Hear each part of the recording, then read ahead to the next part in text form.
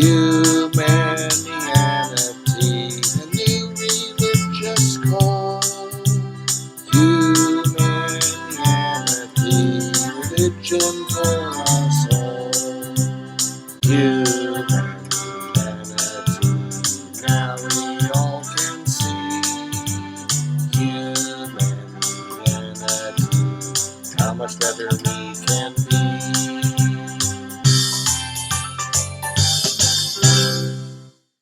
Hi, I'm Bill Van Fleet, and this is Humanianity Conversation number 37, recorded on March 13th, 2020. It is the 15th recorded conversation with my friend Mike. We talked about our very different philosophical beliefs, especially about postmodernism and the question of the value of discussion with the goal of coming to agreement. The extreme difficulty in such procedure for us humans is clearly demonstrated in this discussion.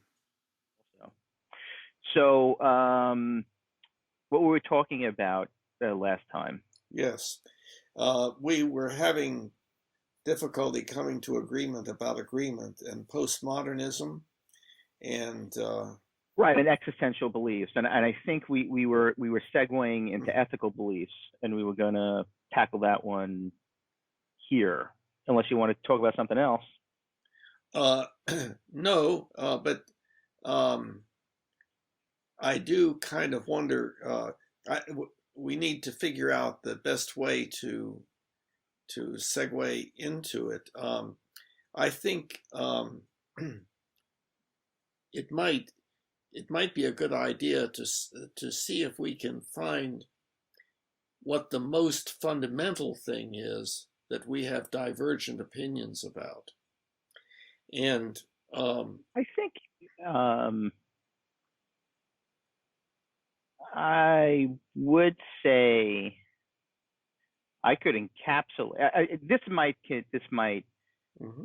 stimulate a continuation of the last conversation, but I think clearly I have objections about the requirement of coming to agreement, because in my belief system, there are existential and ethical beliefs that cannot, it is virtually impossible, if not absolutely impossible, to come to agreement on them. And that's where we're getting into, where we were getting into postmodernism, solipsism, nihilism, yes, but, and all that stuff. But from what you just said, I have the impression that you have an incorrect view of what my view is about this, because I agree with what you just said, and you were stating it as an area of disagreement. So, well, yeah, I mean, I know that there are all kinds of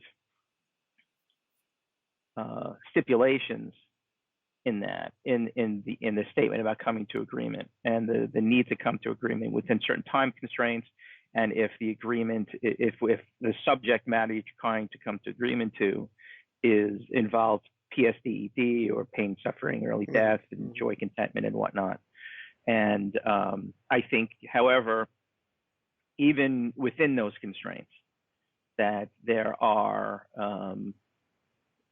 the real relevant belief systems that cause most PSDD are those very beliefs that are exceptionally difficult to come to agreement on, and in certain cases, the methodology that you stipulated last time about coming to agreement, some of the ways of doing it don't work, because both of those beliefs are phenomenological in nature. And that was my point. Yeah. Okay. But see, once again, I agree with you that it is very, very difficult to change one's beliefs about certain things. Sorry, I'm just adjusting my pillow. Go ahead. Yeah, I understand. and but I think it would. We need to back up a little bit um, to uh, some areas that I think we can come to agreement on.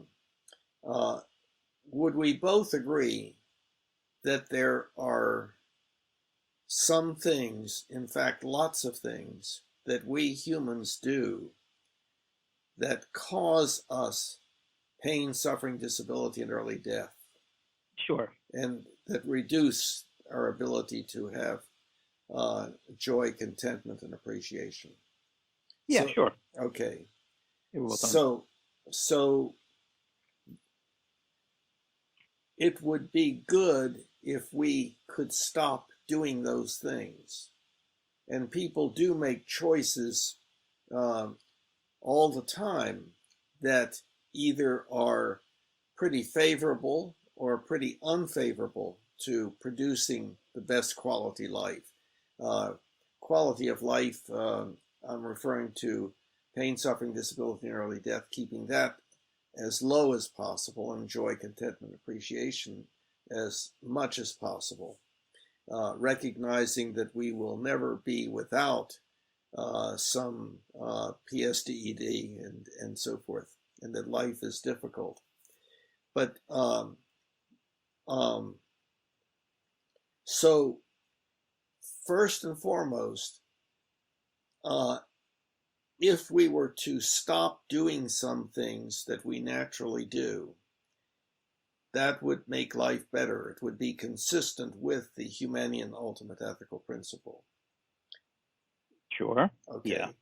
So therefore, it would be important to figure out how we can go about stopping doing those things. Would we agree with that? So that involves understanding. Mm-hmm. That involves having accurate beliefs about the. Oh, Okay, wait. Let me hold finish on. my sentence. Let me finish my sentence, please. Accurate That beliefs need that to be that defined. that yes, we'll get Okay, to that. sorry, We'll go ahead. get to that. We'll get to that. Yes. That involves having accurate beliefs about what will happen if we do this, that, or the other. In other words, uh, take an example of any degree of complexity or subjectivity or objectivity or whatever. If the grocery store is around the corner to the right, then if I believe the um, the grocery store is straight ahead or to the left, I will act according to that, and it will be an inaccurate belief, and it will lead to a mistake and some degree of PSDED, mild. So I noticed that the word that seemed to produce the reaction has to do with accurate belief. And so I think it would be good if we tied down that, or made sure that we had some agreement about what we meant by the words. Now, Yeah, that's fine. you have read the Mind Body Problem book, in which this is really talked about a lot, but um, and elsewhere in book one also, but that are available on the website under philosophy for anybody who wants to pursue that, humanianity.com. Well, But at any rate, so what do we mean by accurate? Well, what do we mean by belief?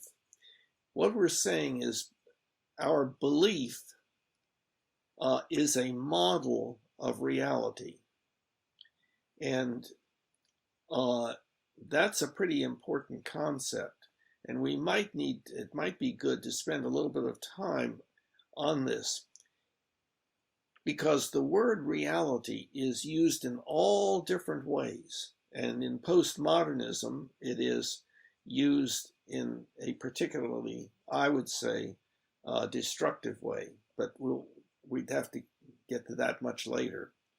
But okay, now what is a model? The situation to envision is a rock sitting in mud. The mud dries. The rock is removed. The surface of the rock is a model of the depression in the mud. The depression in the mud is a model of the surface of the rock. Why? What does model mean? It means anything which the characteristics of which allow one to predict what will be found if one looks at, so to speak, in quotes, the thing that it is modeling. So there are all different kinds of modeling. But I think a useful example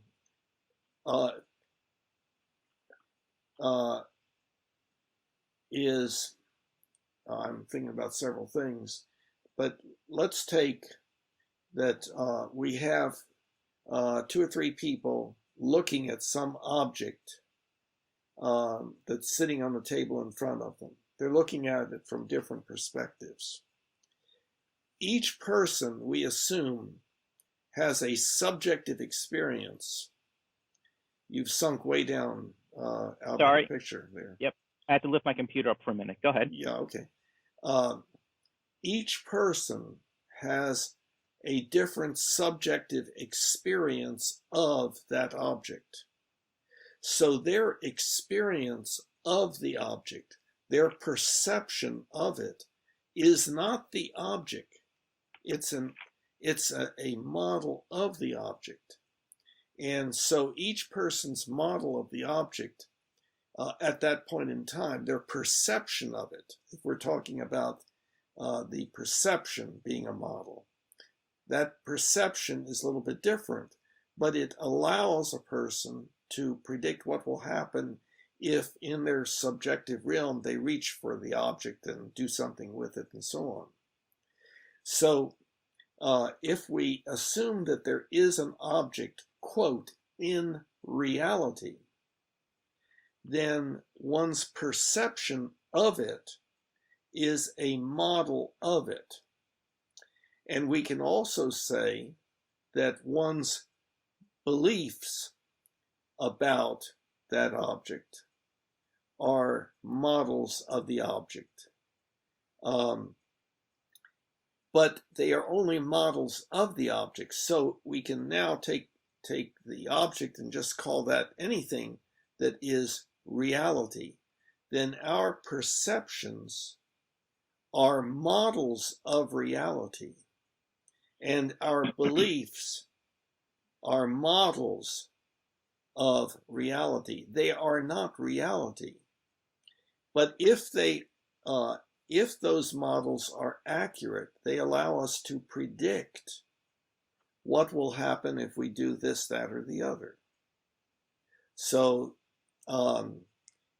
anytime that we have an inaccurate belief about certain things, not all things, but certain things, and we act according to those beliefs. If those beliefs are inaccurate, we tend to make mistakes. What happens when we do something where we predicted that we would get a particular result, results in something different, which usually, since we're usually trying to get that which is the best, usually results in something other than the best, and therefore mistake being a bad thing. However, occasionally we make a mistake and it turns out it was great that we did because something better happened. So of course that's true, but on the whole, the more mistakes one makes, by virtue of having inaccurate beliefs about certain things, the more one is going to have PSDED. For instance, if one has inaccurate beliefs about the coronavirus, one is likely to make mistakes and produce PSDED for self and or for others. The probability is increased.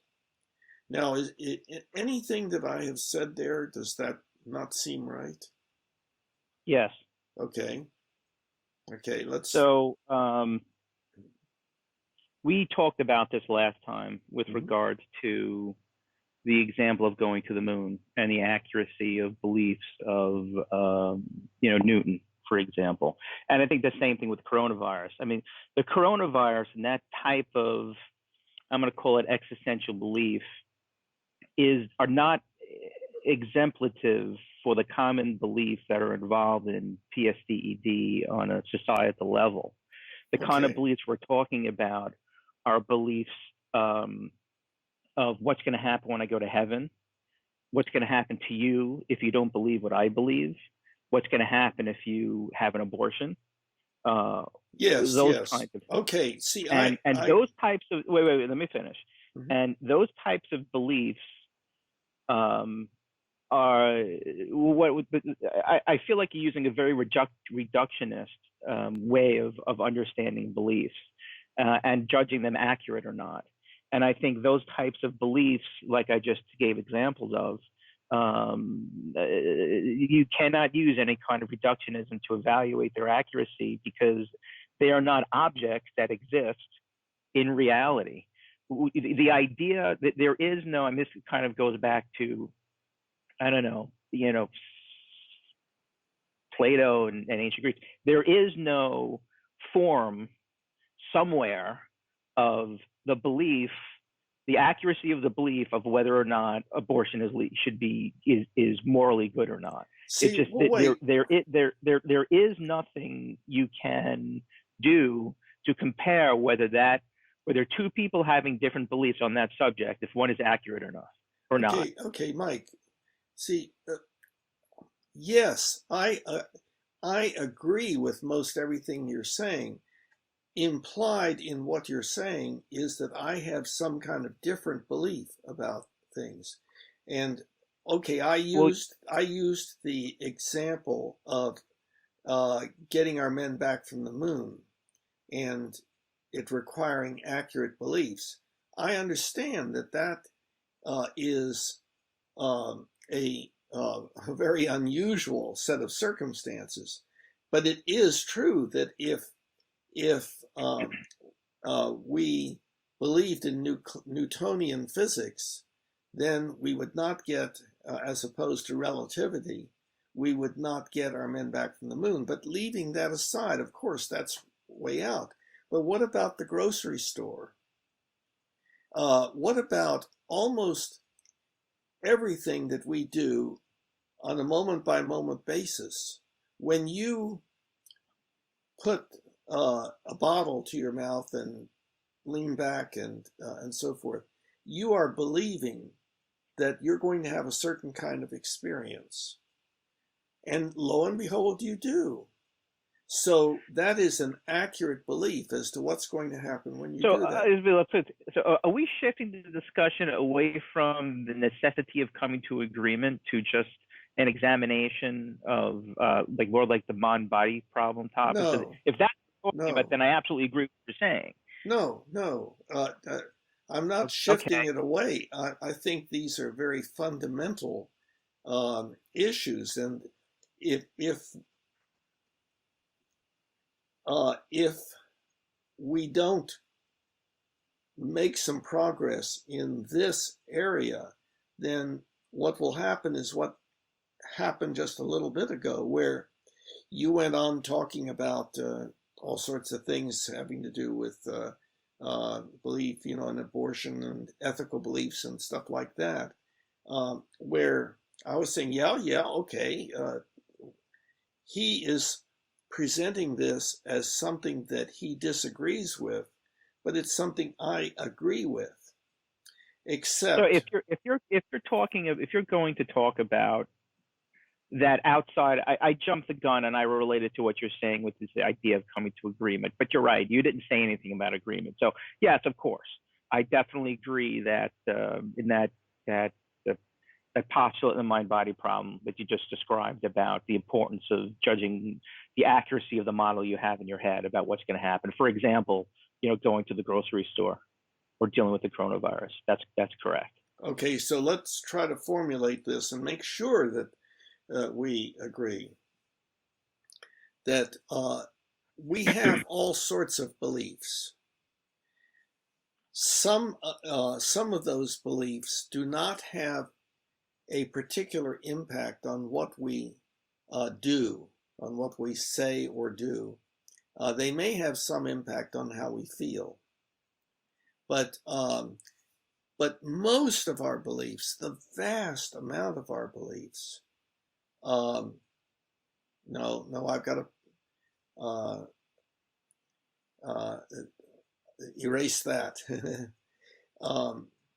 There are lots and lots of beliefs. I'm referring to the subjective model right now, but one has to read the book, the Mind-Body Problem book, to know what I mean by that. But that, for those who might have some awareness, that's the phenomenological world. That's your world of experience. That's all you know. It's your personal subjective experience on the basis of what you do moment by moment and what happens presumably around you moment by moment. We know, of course, that those perceptions and those beliefs about those perceptions are primarily accurate or accurate enough such that we don't make mistakes in what we do. But we make some mistakes, yes. And in fact, somebody else can come along and say, well, where do you believe the store is? Oh, well, I believe it is just around the corner to the right. No, they moved the store. Or no, you've got that mixed up with something else, and change my belief to one that is more accurate. So by accuracy of belief, we mean the ability to make predictions that turn out to be what actually happens. And of course, we know there are all sorts of things that make this a probabilistic sort of thing. For instance, we could have an inaccurate belief, but it may not have any bearing for certain reasons on what we were predicting. So, for instance, what is called superstition is belief that because such and such happened, then so and so will happen, and lo and behold, it has. So that shows that when such and such happens, then so and so will happen. But that may have been coincidence, and so that would be an inaccurate belief. However, it did not result in the making of a mistake. So indeed, there is the possibility of having inaccurate beliefs that don't have any negative impact or noticeable impact, but there are others that do. And whether one should engage in communion at church in the days of coronavirus,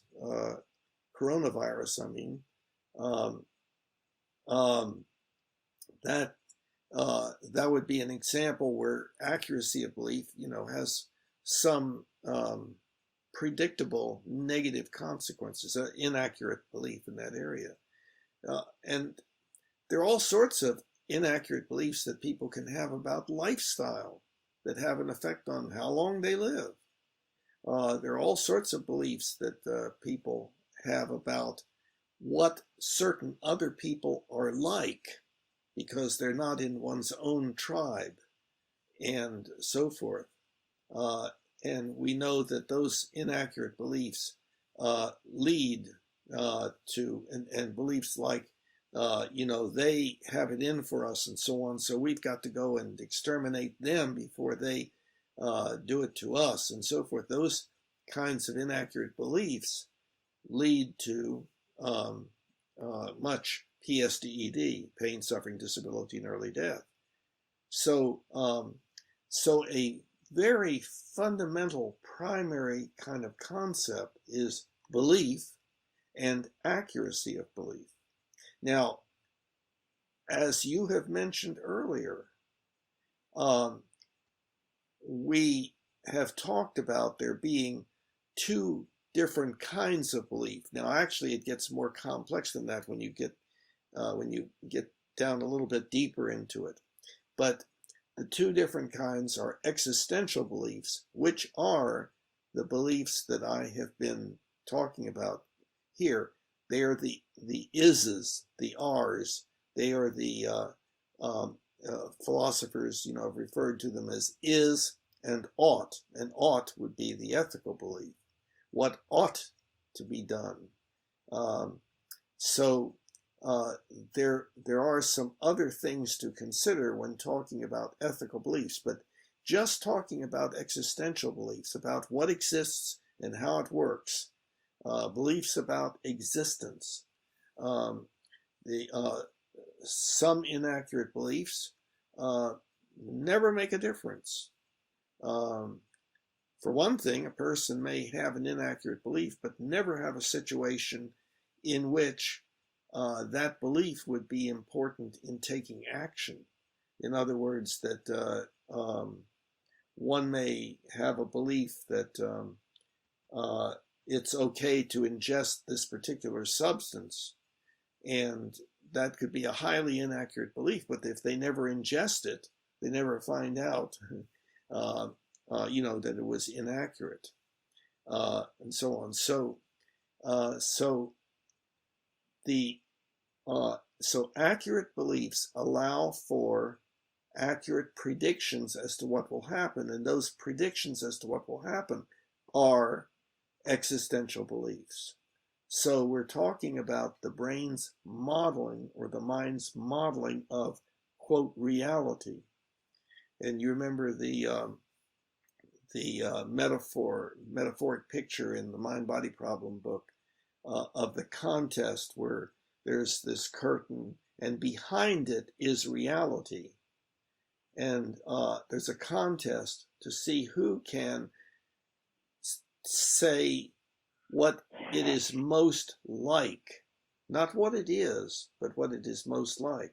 Well, I think it's like such and such. And the from behind the curtain, well, that's pretty good. Well, I think it's like so-and-so. Yeah, well, that's even better. And I think it's like so-and-so. Oh, no, that's terrible. No, that's it's not anything like that. We never know what's behind the curtain. That's reality. All we know is whether we can predict what will happen if we do this, that, or the other. And so our beliefs are models of reality, and to the degree that they predict accurately, they are consistent with reality. They are realistic beliefs. They are, to that extent, accurate. Does anything there that I said seem different than what you believe? Within certain contexts, I would agree with everything. Okay, what are the contexts within which you think we do I not think we're going to agree? get there. Okay. We're not there yet. I think when we start getting into agreement is where I'm going to start differing. Okay, so okay, that's fine. That's fine. For right now, I think what's going to be most helpful is if we set aside ethical beliefs and just talk about existential beliefs and get that cleared out in front of us, if that's okay. But we already had, and what it's okay, but I don't want to continue. unlike you, I think I am okay with us not being in agreement with certain things. And I definitely don't want to continue to have hours and hours and hours over and over again of the same kind of discussion. I don't think we can come to an agreement with ethical within existential beliefs, because I think we see the world fundamentally differently. Okay, when okay, it comes to certain things. And that's okay with me. But Mike. And that's part of my point. But Mike, no, then we will have endless discussions until we say, well, you know, I got other things to do and so forth. I'm suggesting, I think that it is important that we humans think increasingly rationally. And what I mean by that is that, in the first place, we improve the precision of our meanings of words. Because if words can mean any old thing, then you can say any old thing. And in technical fields, words are specifically defined, and that allows for the construction of the tremendous technology that we have that no chimpanzee is ever going to accomplish. So first, what I find. Well, wait, please. So first is precision and meaning. Then I'm talking about rationality. I'll stop in a minute. Precision of meaning, so that the words actually mean the same thing to the individuals using them. Then the next would be logical consistency, and that has to do with the rules of logic. In other words, the idea, if A is true, then not A could not be true, and so on. And then there are various rules of logic that allow you to put sentences together that are internally consistent. They don't have to be correct about the world, but they are internally consistent, like Euclidean geometry, for instance. Okay, and then the rules of evidence. And to some extent, I'm almost finished, to some extent, we know the rules of evidence, but not very well. We're highly capable of being superstitious and so on. But the sciences have developed certain rules involving experimental design, the design of experiments, and statistical analysis, and so on, that allow for the arrival at much more accurate beliefs. Hey, on a large scale, no, it is not true that parallel lines always are the same distance from each other. No, space bends and so on. In other words, those are more accurate models, and they allow us to do things. So precision, consistency, and accuracy. That is what I mean by rationality. So coming to agreement in language, you just said we have to adopt definition. Coming to agreement on definition. On definition in language. See, that's typically code for people adopting definitions to support their position, in my experience, which is what I find happens very, very often. Because of a lot of the things that you need to come to an agreement, the things in language that are really unclear, the reason why they're unclear in the first place very often is because those words try to define something that really does not, that cannot be easily or practically or even absolutely measured or quantified objectively.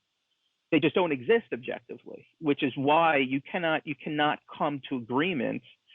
You could talk forever, and we've done it. We have talked forever, years, about the definition of religion, because you cannot point to any. And the reason why you can't, it goes on and on and on, is because unlike the accuracy of the belief that E equals MC squared, you cannot point to something objective that can be measured and quantified that can define what that is, unlike E equals MC squared. Of course. So when you talk about coming to agreement with certain things, I think what you're really talking about is trying to adopt a word definition to support a certain position. No, wait, please. That seems. But that's not. I object to that. I would object to it also. But what if you and I are talking about anything, be it religion or,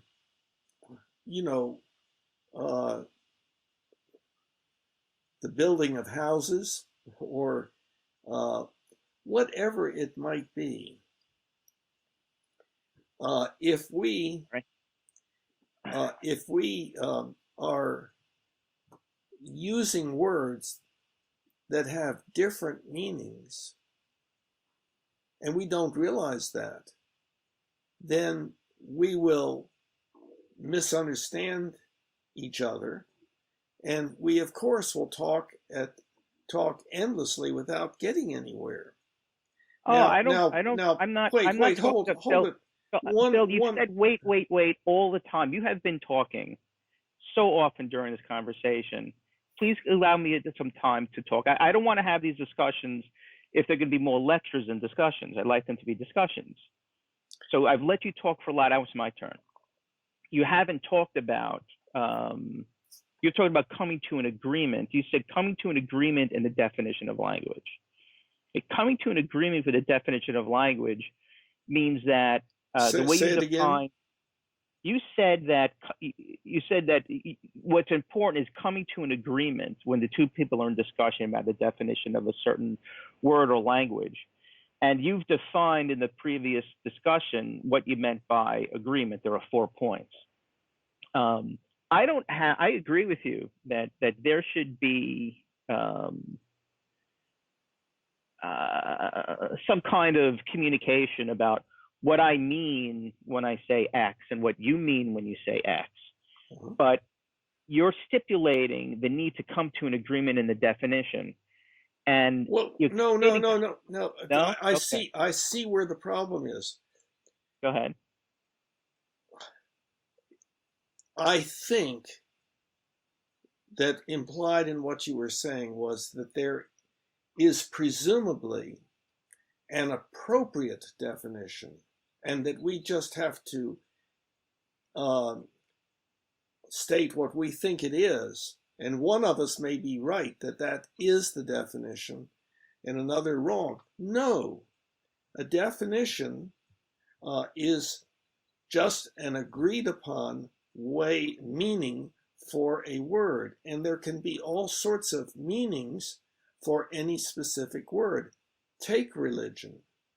Religion can be defined and is defined in many different ways, and it depends upon what one means by religion as to what one would say about it.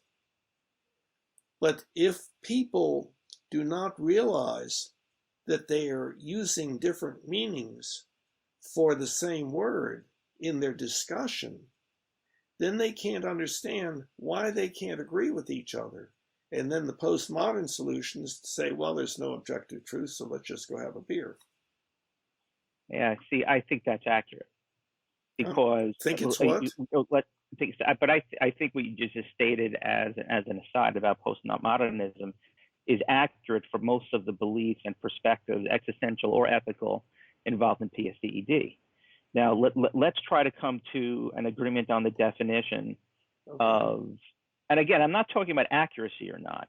Let's have an atheist and a theist sit down and come to an agreement about what they mean by being saved. Again, going to the moon's easy. E equals mc squared is easy. That's, you can get an objective definition of what that means, and you can come to an agreement, even if it's wrong.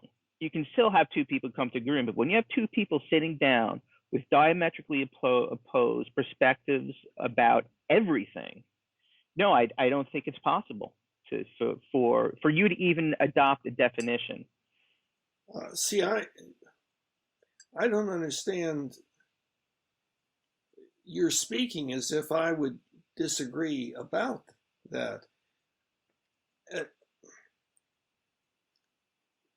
What it means to be saved would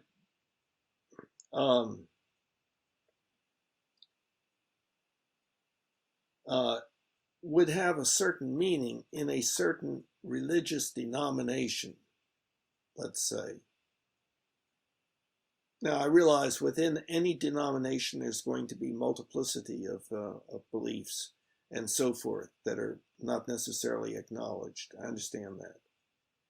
But so an atheist and a theist can agree that being saved means something in relationship to a God, but the atheist and theist do not agree that there is a God, or whether or not there is a God.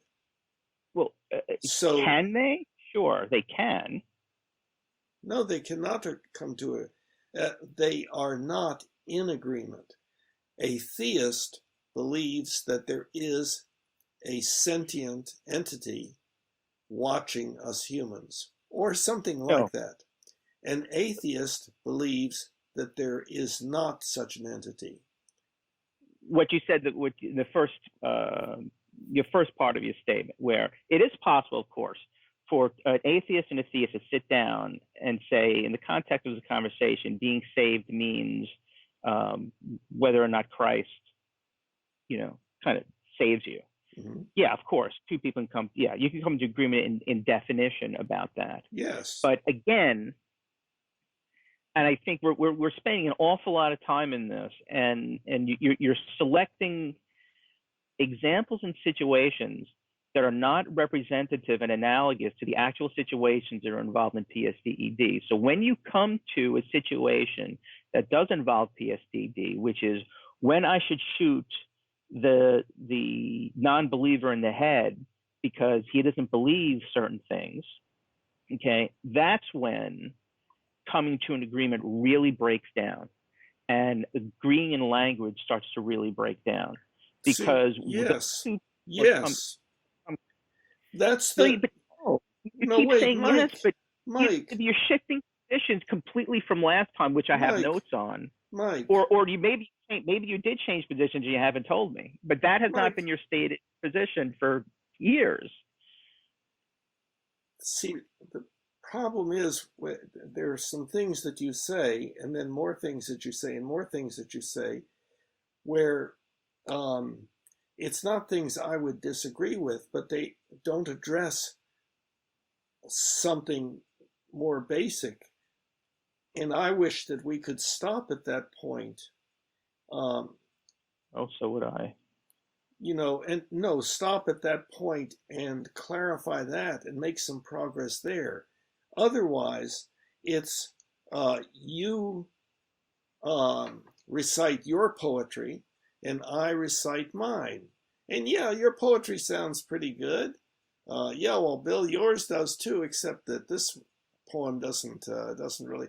And Bill, all of that is that can go on endlessly. Do you realize that I do that with you too? That when you go on and on and on, and I stop you and I say, "Wait, Bill," and you say, "Wait, I'm not done. Let me go on." Do you realize that the reason why I'm doing that is the same reason why you want to stop me? Yes. Do you realize that? Yes. But when I do that, what I'm trying to do is to say, if you just listen to the next thing, you'll understand the misconception that you have will be cleared up. How do you know? You don't know what my misconception is. I can guess. Bill. I can be incorrect. I can be incorrect, yes. But I No. could say the same thing about you. So then when you want to Yes. stop me, Yes. so then what we're saying is we should never break in and say, wait a minute, which is what I've been doing. Is I've gone to be taking notes on what you say and all the things I have questions or I disagree on. Yeah. So what you're saying is neither you nor I should break in and say, wait a minute, wait a minute, wait a minute. When the other person starts talking, because we kind of know that if I keep talking, I will answer the person's point or disagreement or misunderstanding. Is that what you're saying? No, I am sympathetic with what you're saying about our interrupting each other. It is, uh, it is a difficult and, of course, somewhat unpleasant experience to hear the other person presenting a case against what that person believes is your position when that is not your position. And Yes. you see, so, and we've talked about this before. How should we, what kind of social contract should we have here to deal with when we are having difficulty um, um, understanding each other accurately? And I think you have the experience at times that, oh, Bill, you don't understand where I'm coming from. And I have, you don't have that experience, then why do you say, no, no, no, No. no? Why do you stop me No. from I talking know. then? I stop you Uh-huh. because the way you typically present your ideas is from the ground up. You build and build and build on lower level ideas. So you'll talk about ethical beliefs, existential beliefs, then you're talking about those two agrees coming to an agreement, then you're related to Those two what? rationality and reason. Those two Then you what? relate. Those two Then you will what? relate. Those two what? You'll start with, for example, ethical beliefs, then existential beliefs, then those two belief systems coming to an agreement, and then you No, relate no, that. no, no, no. No, that would be, Yes, Bill. That's the way I'm telling you. I experience you. yes, but So it's you can say wrong. no, no, no, but It's that's wrong. That's Bill. that word You want to usage. tell me? You want to tell me that my feelings are wrong? This is my No, no, phenomenological no. experience of you. No, I understand that your feelings are that way. You're stating what you see me as saying, and you put it into words. But those words are not anything I would say. I would not have No, said. that's just an example. I'm giving you an example of bottom-up thinking, where you build on one idea and another idea. So what Yeah, happens is, but the example that you gave okay, would whatever not the work. example is, forget the example. You have a Okay. tendency to explain ideas from building on lower level ideas. And so Yes. what winds up happening as you do that, if there is one idea that you present very early in your thesis that either I disagree with or I don't understand, you go through this entire building this house that's built on top of a foundation that I consider to be shaky. Right. And the So same when thing in I reverse. often right, Same thing in that's reverse. the same thing, right? Exactly. So that's why I want to stop you and say, well, wait a minute, That's before you why go on this whole thing. So it's not that's that why I I do the interrupt same you, thing. right? So it's not that I interrupt you because I feel misunderstood. I often interrupt you because I have done that, but I often interrupt you because it's I don't want to sit here and wait 15 minutes or 10 minutes until you finish this idea exploration and building this whole idea system, belief system, when there's something down in the foundation that I disagree with, I don't understand. That's I why agree. usually. I agree. Same here. So what I'm trying, and uh, uh, what each of us apparently experiences is that the other is way up here, second and third and fourth story in this building, when there's a problem in the basement, Right. and so on. But what I'm trying to do is to get back to those. But I think I know what you're referring to about when I talk at great length. What I'm trying to do, I think, most of the time, is to make it clear as to what I'm saying, because if we don't have the same meanings of the same words, we will indeed talk on, and well, it'll be fun, We get to recite our poetry and so on, but see, yes, that's what happens a lot. If you are satisfied with how we humans live on this planet, then yeah, that's fine. Keep on doing it. I'm saying that we see, what I advocate for is something that we can do that we don't do. That's not the usual thing that we do. And I'm trying to advocate for it. And that's why I'm saying, no, let's find the specific areas where we seem to have disagreement, find out why we have that disagreement, and then fix that problem. Um, and indeed, we may have uh, different beliefs about complex issues like the coronavirus or something, but I'm talking about what we basically mean about, for instance, the last thing that I was talking about was what I meant by rationality, um, precision, consistency, and accuracy of beliefs.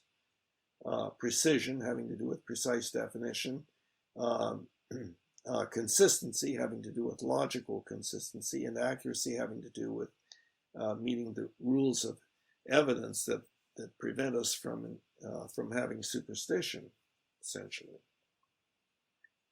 So that's what I'm trying to do. And I feel like we're completely wasting time, and we don't have much time to waste because I really want to get to the mind body problem. I think that we were made good progress last discussion about really fleshing out and exploring existential beliefs, coming to an agreement, and we touched on postmodernism, Solipsism, and all this nihilism, all this kind of stuff. And we had planned on going to examining ethical beliefs, yeah, and instead, what's starting to happen, I feel, is the same thing that was happening with is Humanianity a religion, where we have a difference of opinion on existential beliefs and coming to an agreement, which we definitely saw. And now what we're trying to do is we're trying to make in a word, we're trying to beat a dead horse here. I couldn't follow something that you said there, but Beat a dead horse? no, before that, leading up to that, and then see, it becomes even more. Well, no, well, I understand what you're saying. You believe. Okay, well, we don't agree with that, so we just move on and so on. And I'm saying that if we, that is as a species, continue to do that always, yeah, we're right. going to live the way we've always been living on this planet. I think all uh, um, all evidence of the contrary. I think we have had a plethora of evidence where when two people disagree on something that, this is very clear. You and I just see the world radically differently in this way at the end of the last conversation. And we ended that conversation. I ended that conversation at least. And, it's okay. That it doesn't have really anything to do with PSDED in my world. I don't think whether or not we come to agreement That doesn't impact PSDED in your world. I So say it's okay, and we were going to go on to ethical beliefs. But I, instead, what's happening is that we I see having it this as conversation. extremely important. If we have radically different worldviews, then See, we're not going to, neither of us will give the other much chance to go on, because we'll be shaking our head and saying that, that's not, you're thinking that I believe such and such when I don't, and so forth. Uh, you see, this is I the would want problem. I would want to ask you, you say we have radically different worldviews. What is Where do you think we diverge from one another in the most basic way? What is the most basic way in which we I'll get. diverge? I will get to that in a minute, but I Okay. just want to continue on what I was the example I was stating before in terms of all evidence of the contrary. The past conversations, and I will also make it analogous to what happened with Chris and the whole Nova Social group and this idea of religion.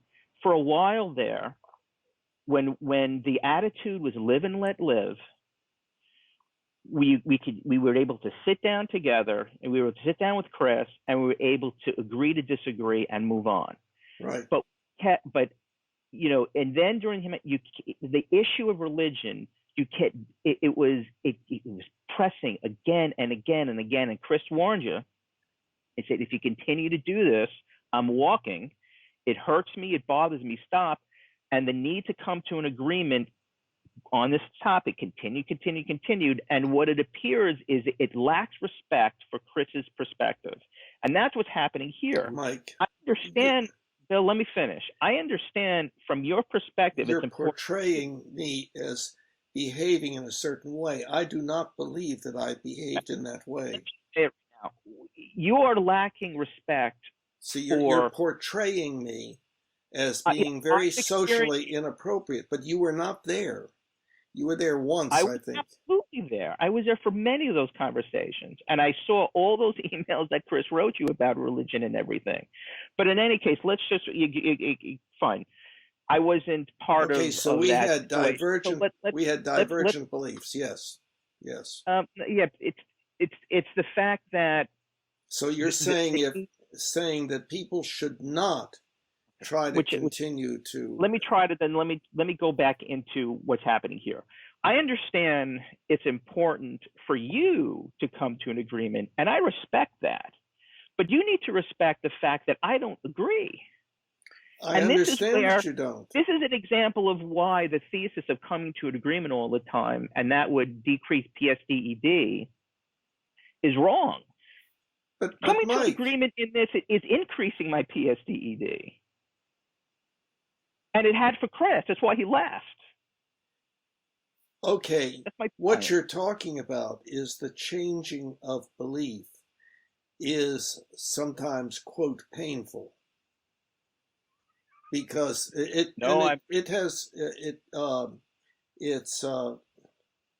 what's the term? It'll come to me in a minute. But people know that questioning one's own beliefs can be a very uncomfortable process and be impossible for some people. That is true. However, I gotta tell you. However, there are those who agree with me that is a fundamental problem that we need to overcome, that we need to be able to share and compare our ideas when they are indeed different. And you're not talking about sharing ideas. You're talking about basically two people coming to an agreement. And I think more accurately, what you're talking about is me coming to an agreement with your belief system, because you will not leave me alone with the fact that my belief system is that I'm okay with me having a different belief than you in certain things. So I think if you really kind of edit it out and distill it down, what you're really saying is you want me to agree with you, and I don't. I want us to come to agreement And I The want you to PSD, show me where I'm wrong if I'm wrong. the PSDED is not coming from the changing of my belief systems. My belief systems aren't changing. My pain is coming from the fact that I feel that you will not leave me alone with my belief. You will not accept me. Okay, It's coming so from. so I see. So really, you are not in agreement with our procedure of trying to understand each other more clearly and try to come to as accurate and fundamental beliefs as possible. That your preference is to Yeah. uh, to uh, uh, to essentially to recite what you already have in your mind and make it sound as good as possible and so forth, but that's just your beliefs, and what's what you believe is real doesn't have to be the same as what I believe is real. We can just uh, have a beer and do something else. And I'm saying Well, that that is a fundamentally unfortunate natural tendency that we have that must be overcome in order to come to a better way of life on this planet. well, you're not interested in understanding what I have to say and me understand what you have to say. You're interested in continual discussion with the goal of coming to an agreement within relevant time frames. You want us to agree. And you No, that's stated not four it. No, I possible want us to definitions. have accurate beliefs. I want us to have accurate beliefs. And if we don't agree, one or the other of us is wrong. Or No, we're just I using don't agree words with in that. differently. I don't agree with that. Okay. And this is what we Because came to there's at the no last such thing as discussion. wrong. There's no such thing as right and wrong. It's Meaning, right. You're talking to a postmodernist. And I argued successfully, in my opinion, at the during the last discussion, that that's real. And the example that I gave was the blind person with the red line. I argued that successfully with an existential belief. Ethical beliefs are even easier to argue in a postmodern or even a nihilistic from a nihilistic perspective. well, okay, So yeah, that's from that right. That's what you're perspective, talking to. there's no hope.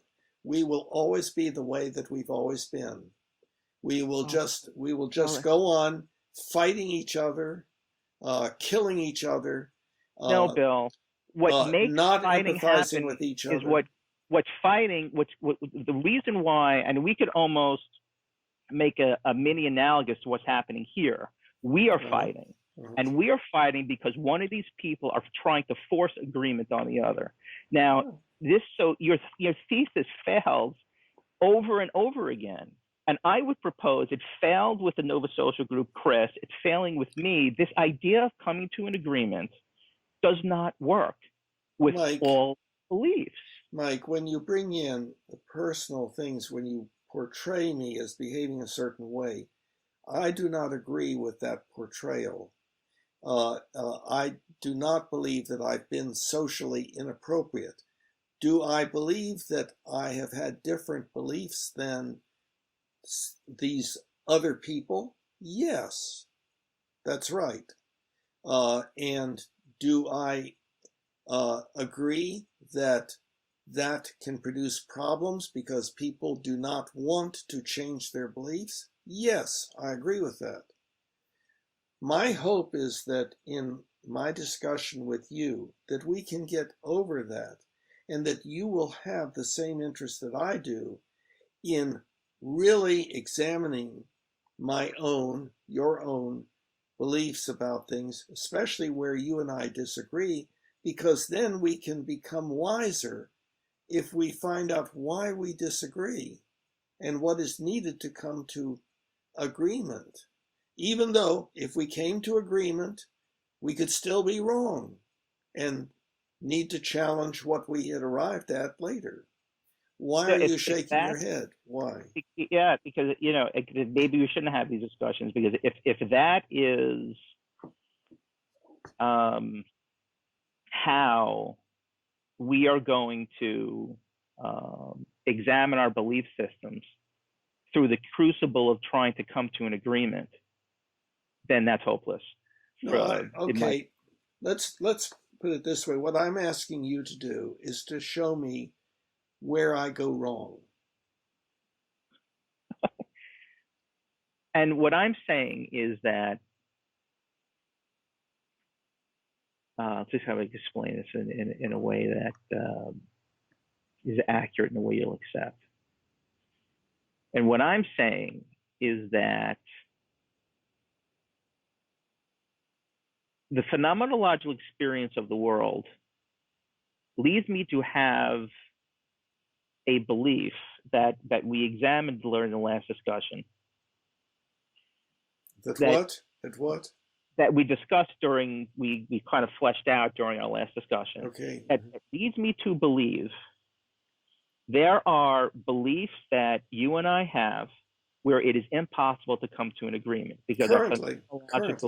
No, because our phenomenological view of the world is completely antithetical to agreement. And moreover, what is it? What? And moreover, I'm not going into that now. I'm not going to spend another hour and a half or 2 hours like we did last time. We discussed it already.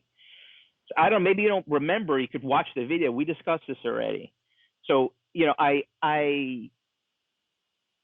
am okay with that.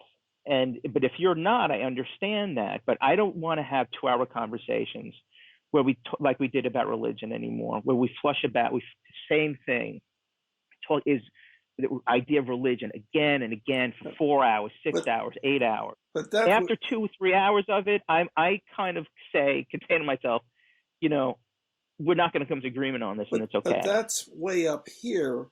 I'm trying to get down to the most fundamental and basic kinds of ideas. You and I agree. Whether or not we should continue talking. You and I agree that people have all sorts of different concepts of religion, and my concept of religion may not be optimal. I think that it is highly accurate, but it may not be completely accurate. And I've been questioning things. There's a certain area that I could go into, but that would be down a side alley. But that is a very non-fundamental kind of thing. I'm talking about us trying to understand in as basic and fundamental a way as possible what this is all about. That's not good, what I just said. How we humans can work together to make the world a better place.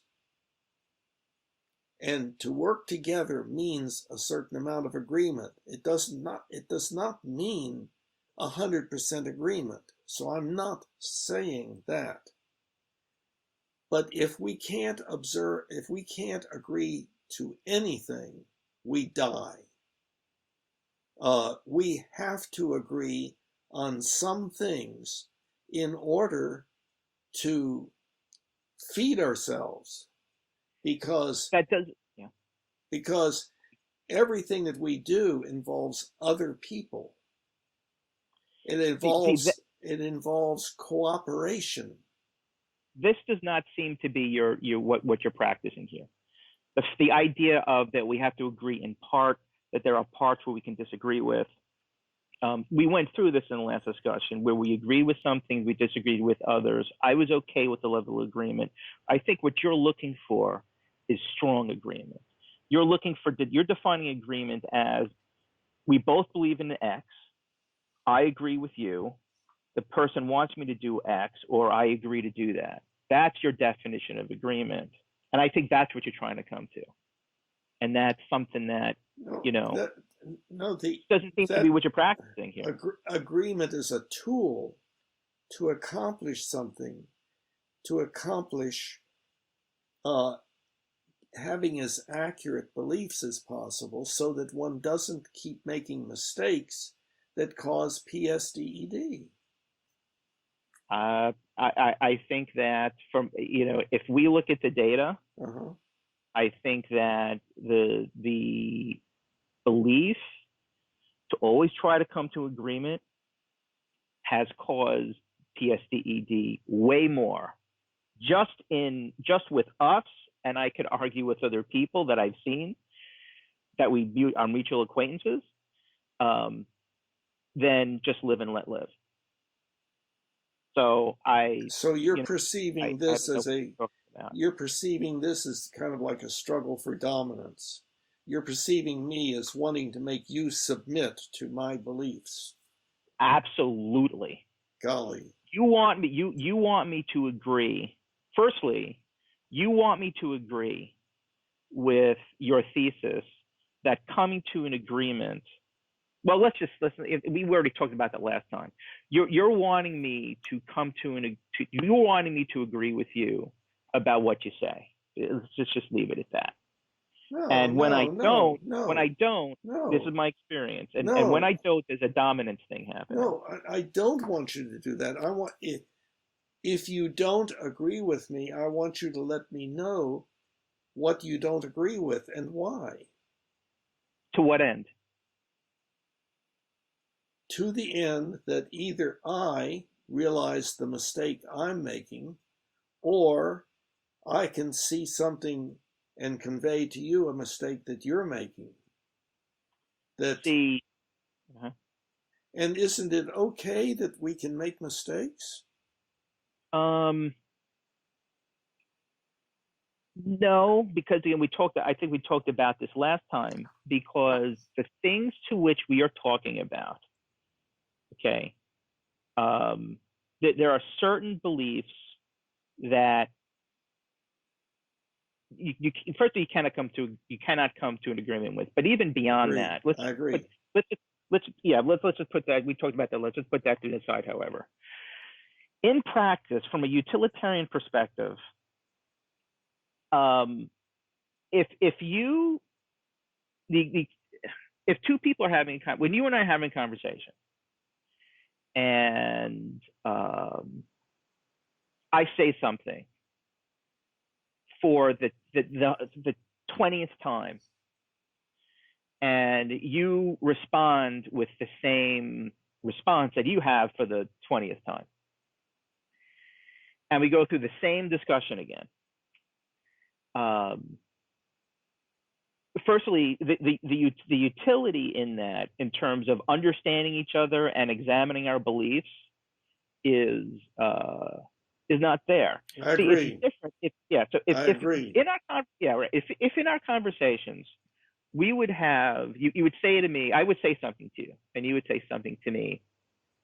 That, like, well, Mike, I was thinking about this. I have a new idea. Let me explain it to you. And it's really new idea, and it makes me say, look at things a different way.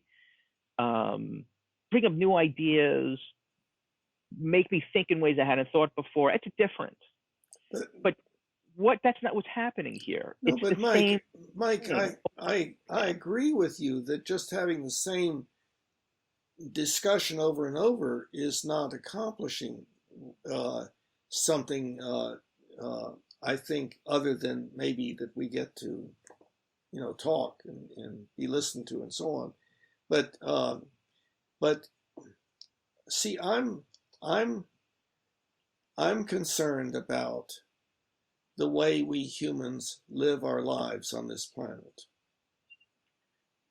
There is tremendous amount of human-induced pain, suffering, disability, and early death. I want to, if I can, contribute to the growing capability that we humans have been developing that enables us to stop doing those things. Some people indeed point out we are getting better as a species, and so on. But the answer is not, well, my tribe believes this and your tribe believes that, so We just have to stay away from each other or not talk about those things or something like that. Uh, the now the the thing that uh, people are, I think, beginning to realize is that it is important for us to look at uh, our differences of beliefs and find out why they are different and improve the accuracy of our beliefs so that we stop making such terrible mistakes. Now, I I would like to go back to, if you believe that you and I have a difference of belief about certain basic fundamental things, I wish that you would tell me what it is that you and I, the two positions that we take. How? Okay, so let me, before we go there. Okay. So you said you agree that if we're just saying the same thing, you agree that it's not productive. Well, right? that's an overstatement.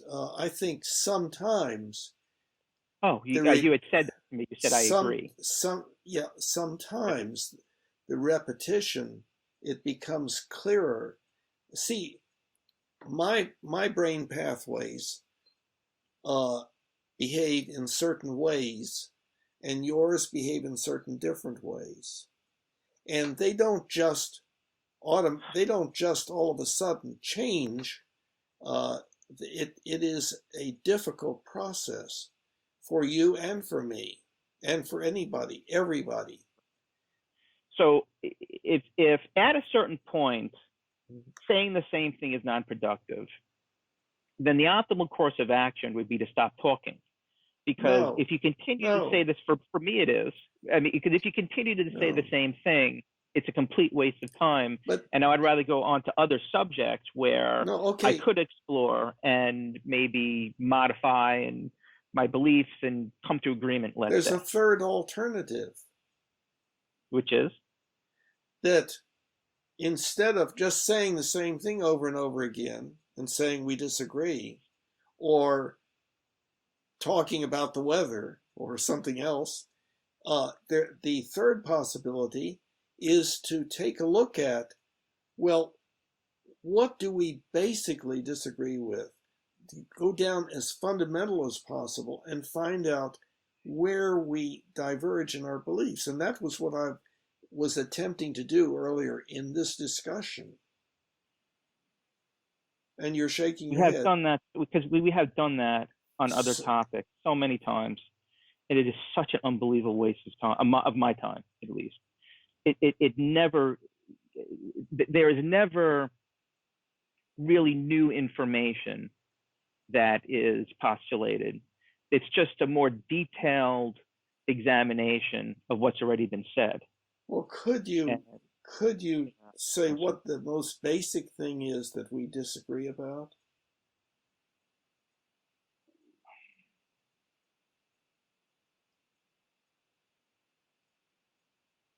there's a lot of things, but I think the most basic thing Okay. that we disagree on is the benefit of, let me use your words here. I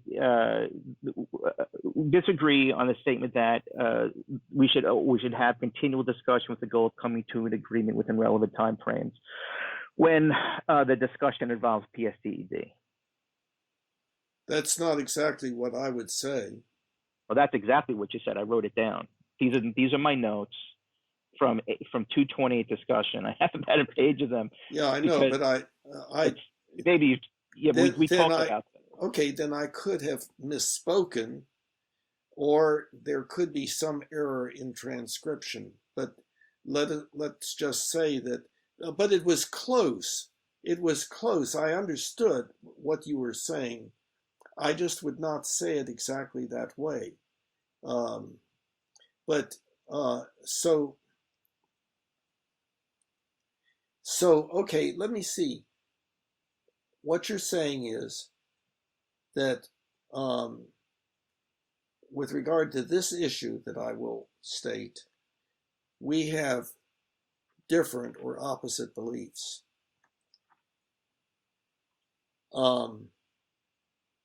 Which we fleshed out during our last discussion. Well, please, let's try not to try to just let's try to stay not fragment something immediately before it's even stated here.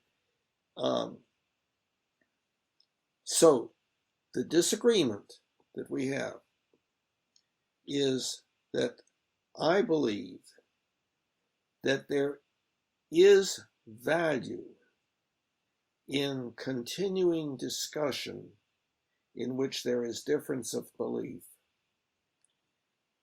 with the goal of trying to come to agreement. That the pursuit of that goal, meaning that it increases the likelihood of the two people's beliefs becoming more accurate. And you believe that if people have differences of belief, then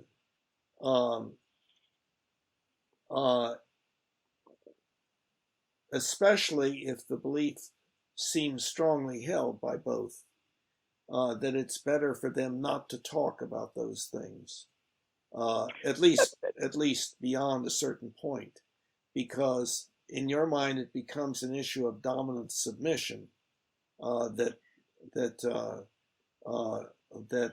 the idea of figuring out who is right fits into the idea of who is superior to whom, as opposed to the idea of arriving at the most accurate beliefs for the benefit of both of us and everybody else, or anybody that's in that kind of situation.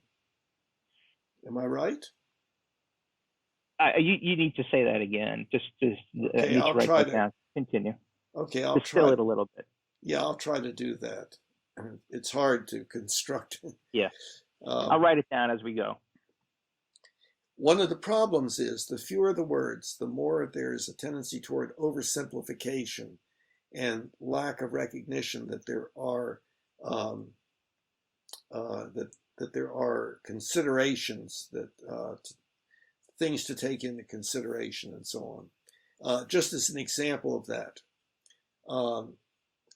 let's oversimplify and say that my statement was that when there's difference of belief, then discussion should be continued until continued with the goal of coming to agreement, of however long that might take. Well, the problem is that we don't have the time to do that because we've got other things to do and so forth. So certainly within time management and predictions as to whether there's going to be success in the discussion, one may have to decide, well, in this case, there's no use discussing this any further between the two of us. So that is a qualification. Okay, so let me try then to go to to my belief. When there is difference of opinion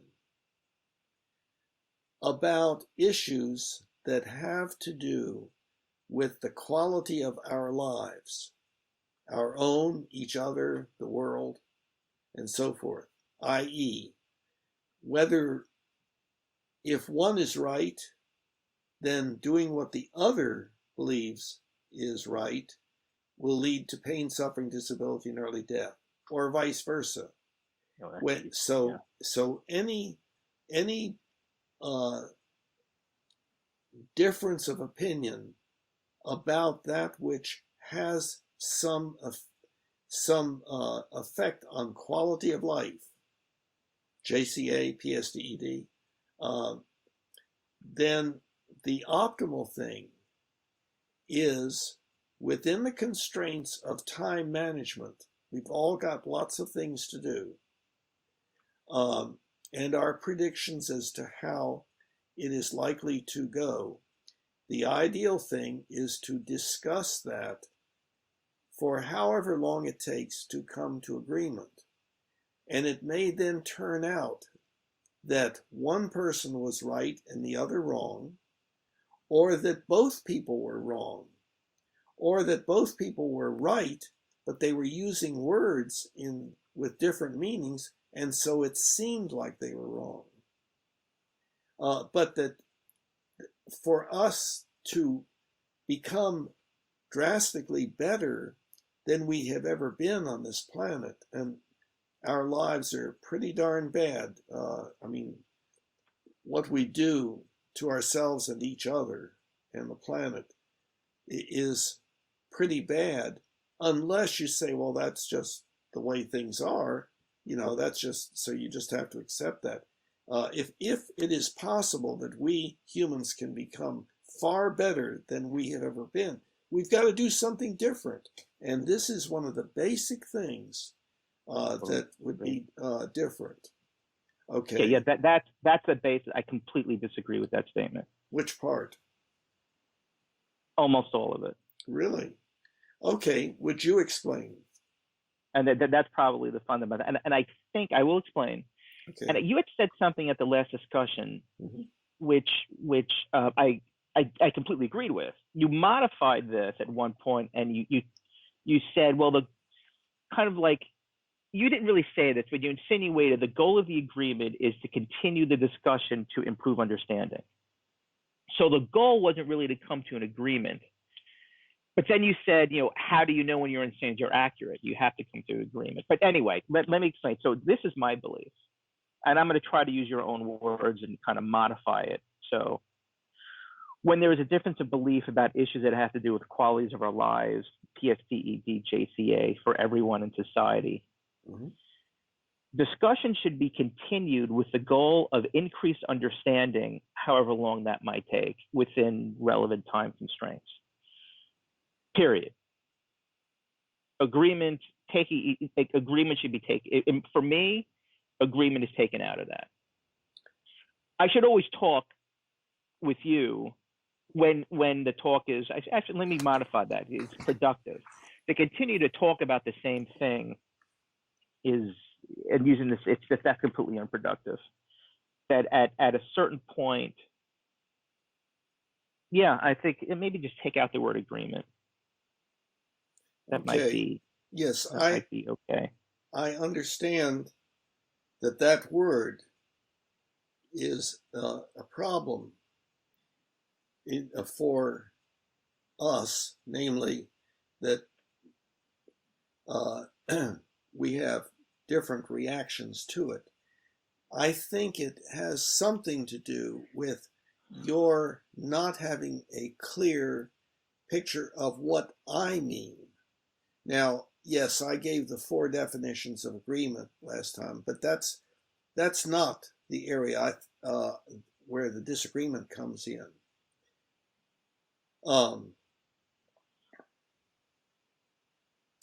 First, what comes to mind here, I'm going to go off to a side metaphor here.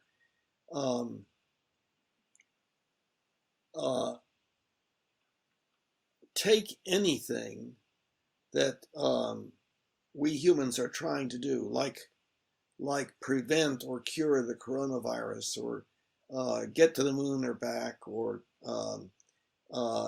prevent diabetes, or anything that is of importance to us. It's gotten away from me a little bit, but I'm saying is that,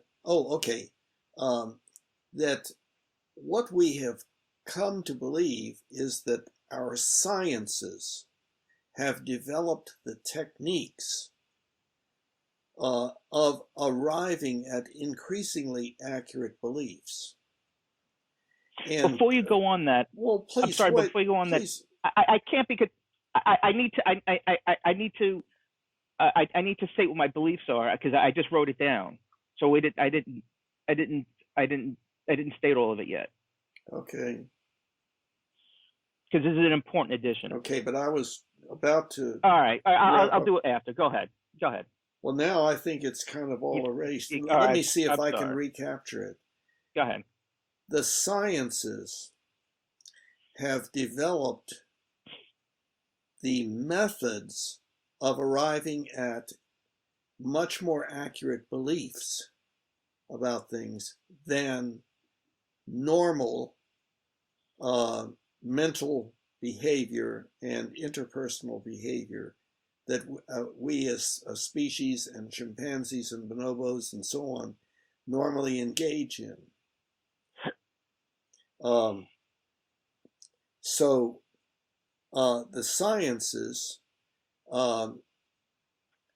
say if this belief about the nature of such and such is correct, then if we do so and so, we will get such and such result. And if that belief is not correct, we will not get that result. You disagree with that basic idea? 100%. Okay. That does not apply. That does not apply to every belief. With absolutely tacitly demonstrated. I was talking about science. Yeah, I know. You said science has developed ways of recognizing accurate beliefs beyond the traditional ways. If belief X about the nature of Y, and if we do A, then B will result. If that's true, then the belief is accurate. That's not true for all beliefs. Science has limits, which has been talked about by philosophers since. I'm in agreement with that. I'm talking about in the area of science. Oh, you didn't say that. You said science has developed ways. So you're saying that science has developed ways of recognizing accurate beliefs about what? About science? About the natural world? What are you saying? About what? Well, let's say about the natural world. And what is the natural world? Those things that can be measured. Okay. Agreed. Measured. That's a little bit of an oversimplification, but okay. But the idea, Yeah. See, in other words, what do you mean by measured? Applying Again, it's not necessary. I'll grant you measurement. I think we know what that means. Well, okay. So what science is about is applying a method of measurement, which can be binary, in other words, whether yes or no, or it can be within a particular range of numbers. But the idea of measurement is that if you repeat it in a certain way, you will always get the same result within a margin of error, of course.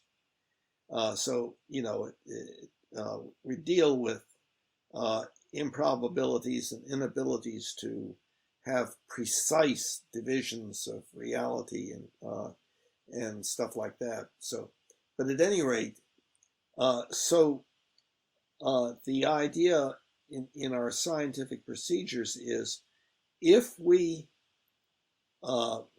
set up an experiment or we make an observation, and we say beforehand, if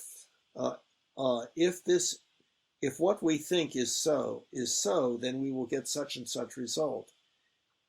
If what we think is so is not so, we won't get that result. And so that enables us to question our beliefs. The scientific method is one of questioning our beliefs continuously.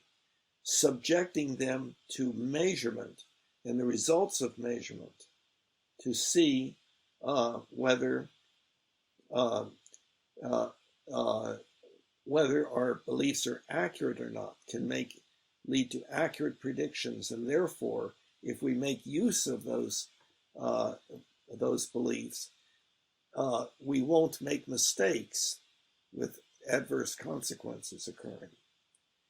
Okay, so that's a procedure, a set of procedures. And there's experimental design, control group, all of those kinds of things, statistical ways of analyzing data, and so forth. And the rules of evidence get real complex, and it takes a lot to learn them, and so forth. They don't come naturally to us. We naturally are very inaccurate in our beliefs and very, quote, superstitious, and likely to have lots of beliefs that are not actually so. And we learn that. As time goes on, we give up some of the beliefs that most of us have had, recognizing it just doesn't fit the data, fit with the results of measurements and so on, used in the scientific methods. Okay, so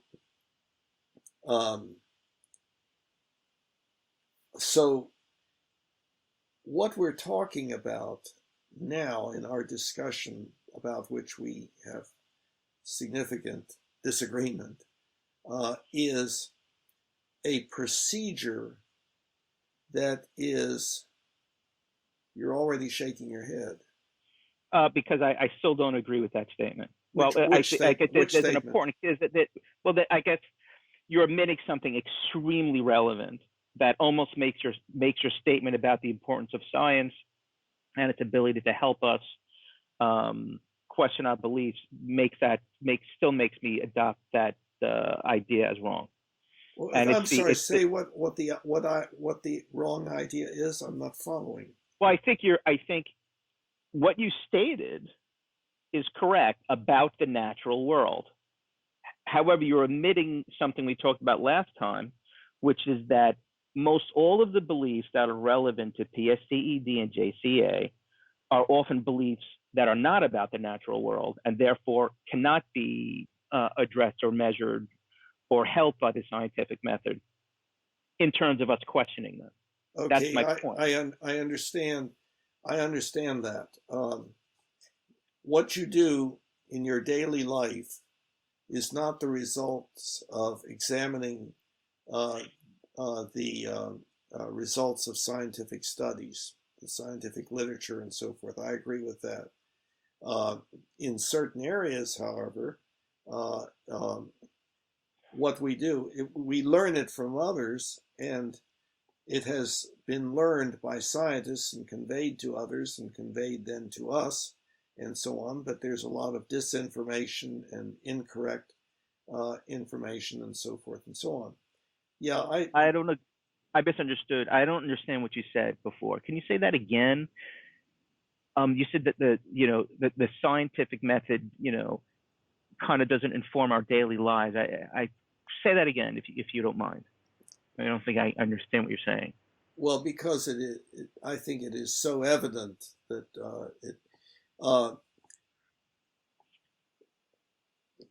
the way that you know how to get to the grocery store is not, you did not acquire that information by studying the scientific literature, studies about something. Your daily life, most all that you do is not based upon your knowledge of scientific studies and the results of them. That does not, when you go out and get in your car, your car is out there because there have been scientific studies that demonstrate that? No. Yeah, well, of course. No, that's not, you said that in response to my statement where I said Okay. Beliefs that are relevant to PSDE, D, and JCA are not often beliefs about the natural world. Therefore, the scientific method, and the benefits that it exposes with regards to questioning our beliefs does not apply. And what I was talking about was not our routine of going to the bank or the mall, the grocery store, and having to read scientific literature about that. I'm talking about things like, and I state it again, about the I don't know, whether abortion is right, whether infidels should be killed. Right. That kind of thing. Okay, I agree with that. I understand what you're saying, and I agree with that. Now, I had given part one of my two-part presentation.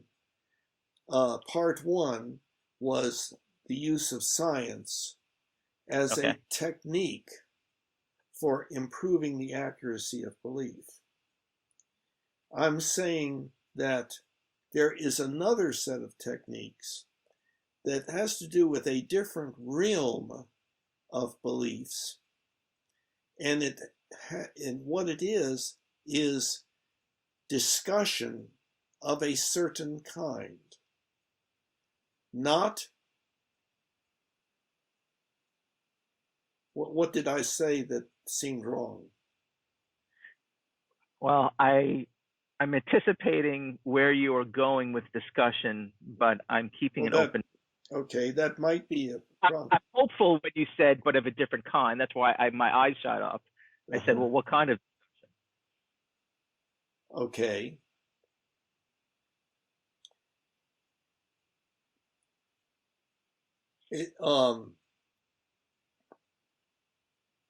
We're talking about beliefs, especially ones that have to do with what we should and should not do in order to have as good a life as possible.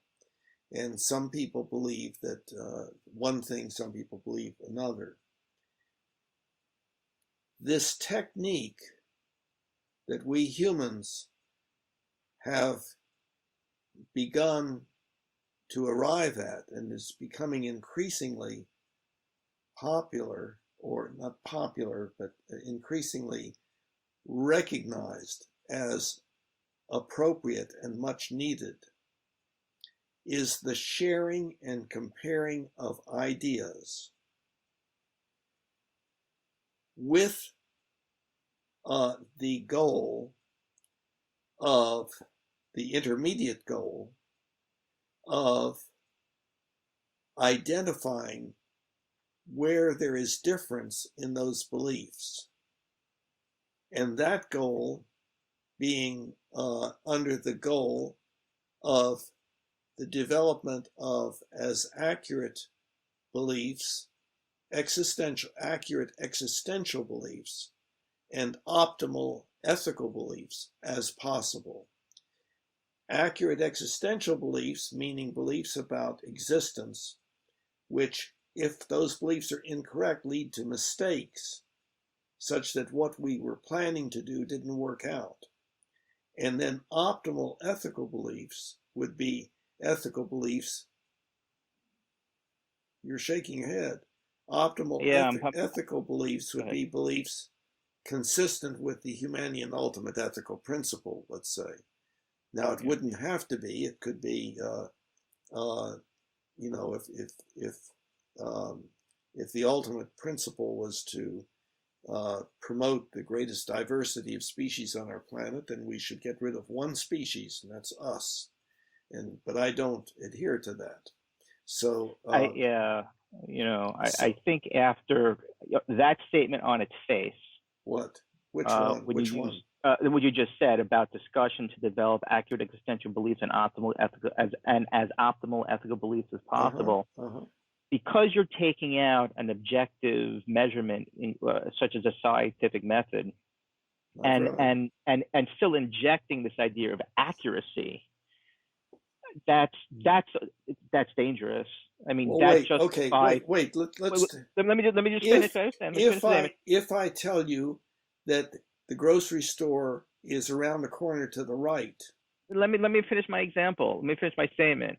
That justifies killing people, sacrificing people to the sun god, because I can show that my belief was accurate, because after I sacrificed all those people, well, look, we had a good harvest. That's I don't think that's what you mean, because as stated, that's actually dangerous, I think. Well, yeah, it is dangerous to have non-optimal ethical beliefs. Dangerous by definition. No, what's dangerous is the idea of accuracy, and you arrive at accuracy through discussion. What do you mean by accuracy? I don't know. Yeah, I'm just writing down what you said. You said to develop accurate existential beliefs and optimal ethical beliefs. Okay, so you do not know what accuracy means, or what I mean by accuracy. What do you mean by it? Okay, so am I correct that you don't know what I mean by accurate? I don't know. You haven't told me what you meant by it.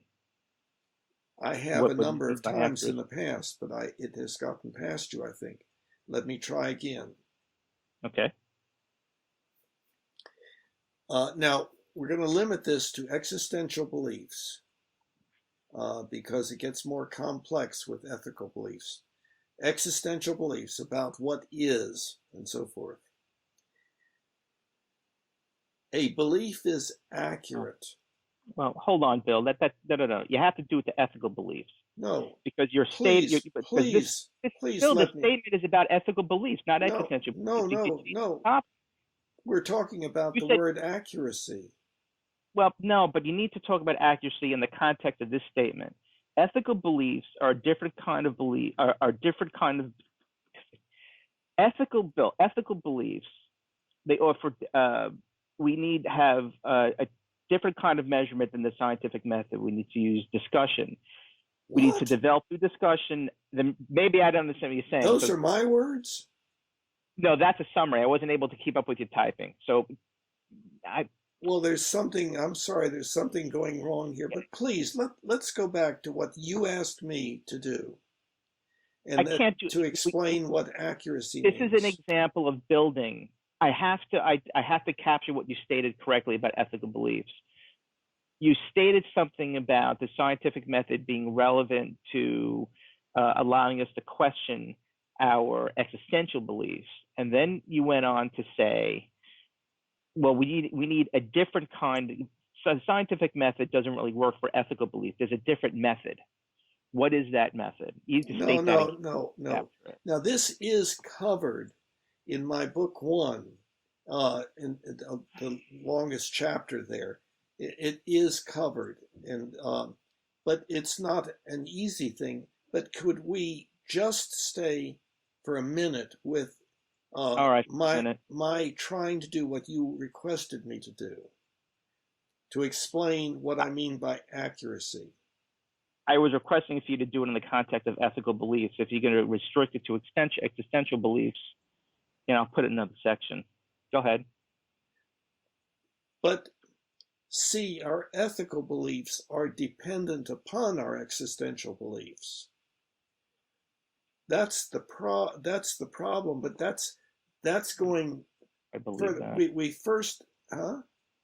I don't know if I fully believe that, but okay. So we can get to that, but first let's get to what you asked me to do, was to explain accuracy. Well, I asked you to explain accuracy in the context of ethical beliefs. That's what my intention was. But go ahead. Yeah, well, of existential. Go ahead. I can only do that if we can clarify first what accuracy means with regard to existential beliefs. Yeah, go ahead. Okay.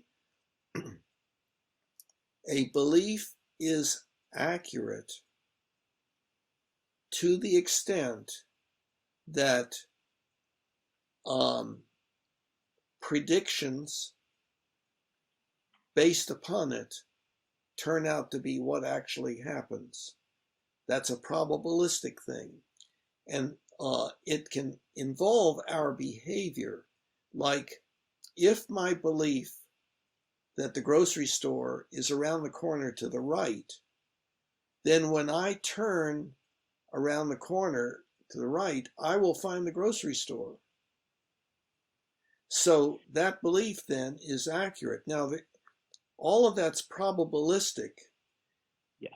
So because you asked me, because there could always be alternative ideas that I'm dreaming, and really it's to the left, but in my dream it's to the right, and so forth. There's all sorts of possible reasons to say, well, this could be wrong, but the probability is strong that right. that if my belief that it is around the corner to the right is accurate, then acting according to it will allow me to do what I was wanting to do. Right. So then I do understand what you meant by the word accurate, because that's Okay, what I thought. That's what I thought okay. you did. So that Now, supports my thesis that what you apply to ethical beliefs is dangerous because it's based on prediction. So I kill people and I get a good harvest. My prediction was true. So no, you need see, to that's you need that's to you need to the scientific methods. That's superstition. That's the scientific. We have scientific methods to overcome incorrect beliefs like that. yes, but you just maybe the gap lies in the relationship between existential and ethical beliefs. But you stated, at least my understanding was, the scientific method does not apply very well to ethical beliefs. No, no, I would. That's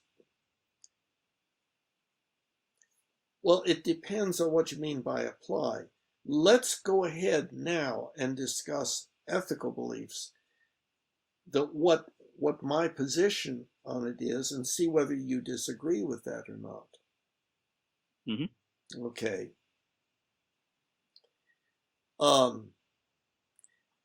Our ethical beliefs, we model them with sentences containing the word should. Of course, we don't have to. We can use ought and all sorts of other words, but I'm already. Go ahead. Yeah, you might be losing me. Continue. Well, I don't want to lose you. What do you mean by should and ought? Yes, that's exactly the point. What we have to clarify is what is meant by those. That's right. You are, I agree with you. And that's what I'm embarking upon. Okay. That's what I'm embarking upon. Okay. Uh, there are different ways to approach that. What I would like to do first is just make the assumption that you know what I mean if I say you should not steal, or you should not be unkind to people. It, Okay. is that kind of meaningful to you? Um, in the context we're talking now, no, it has no meaning. You don't know what it means that you should not steal another person's belongings. You don't know what that means. That you What should do you mean not. by means? Do you mean the what do you mean? Do you mean the act of doing it, or do you mean whether it's right or wrong?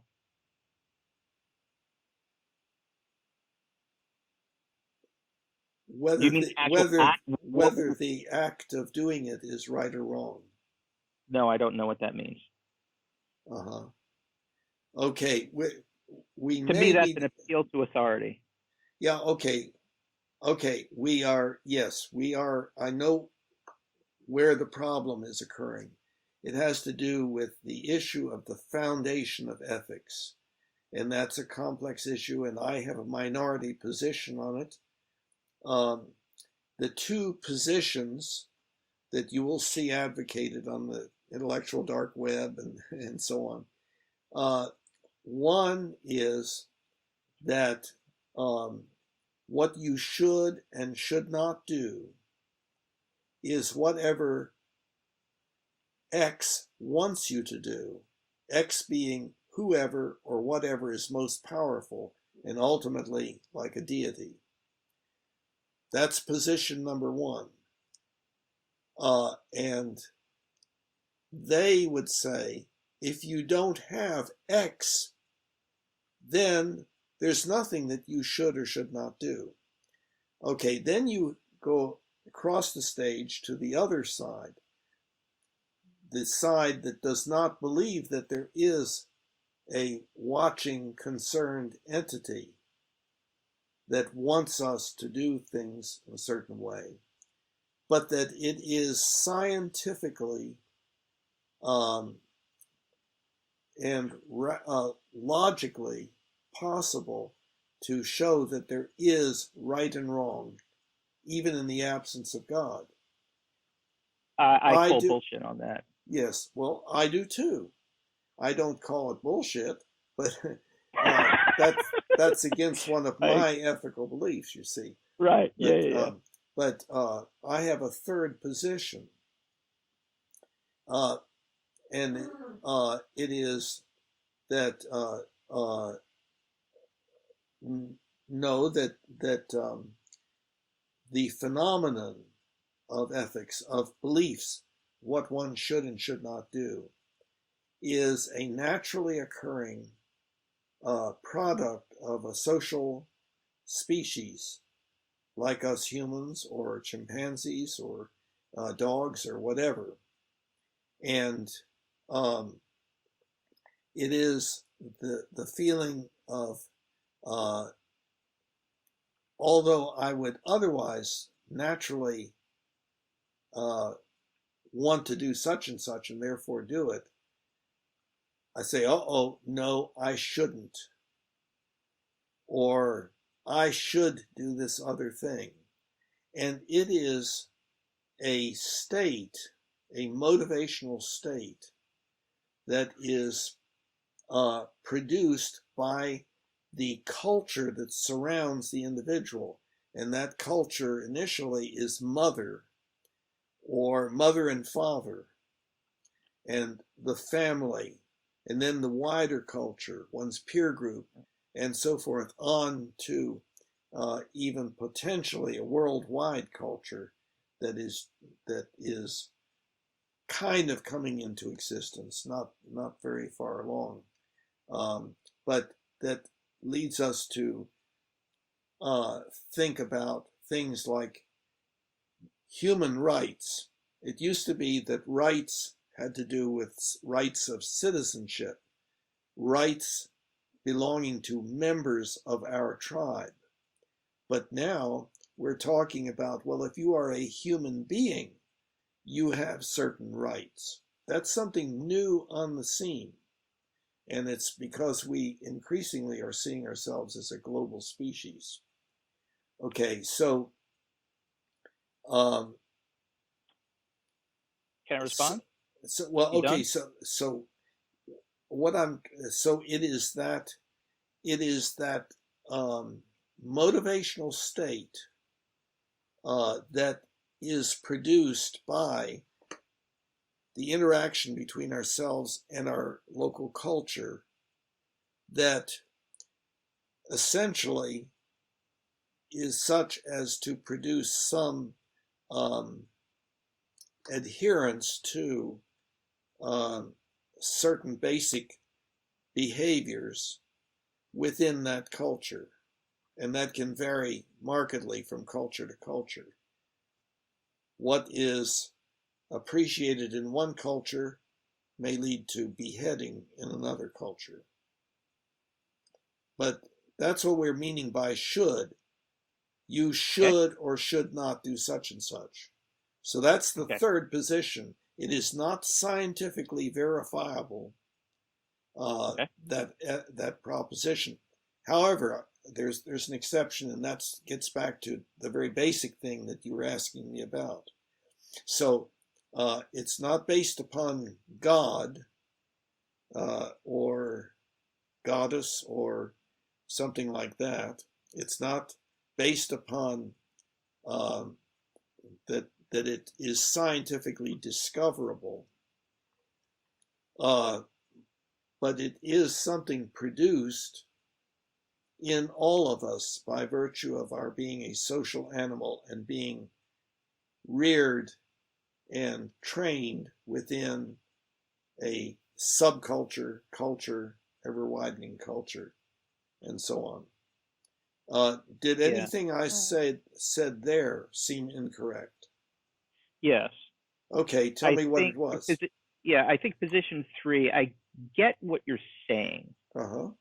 However,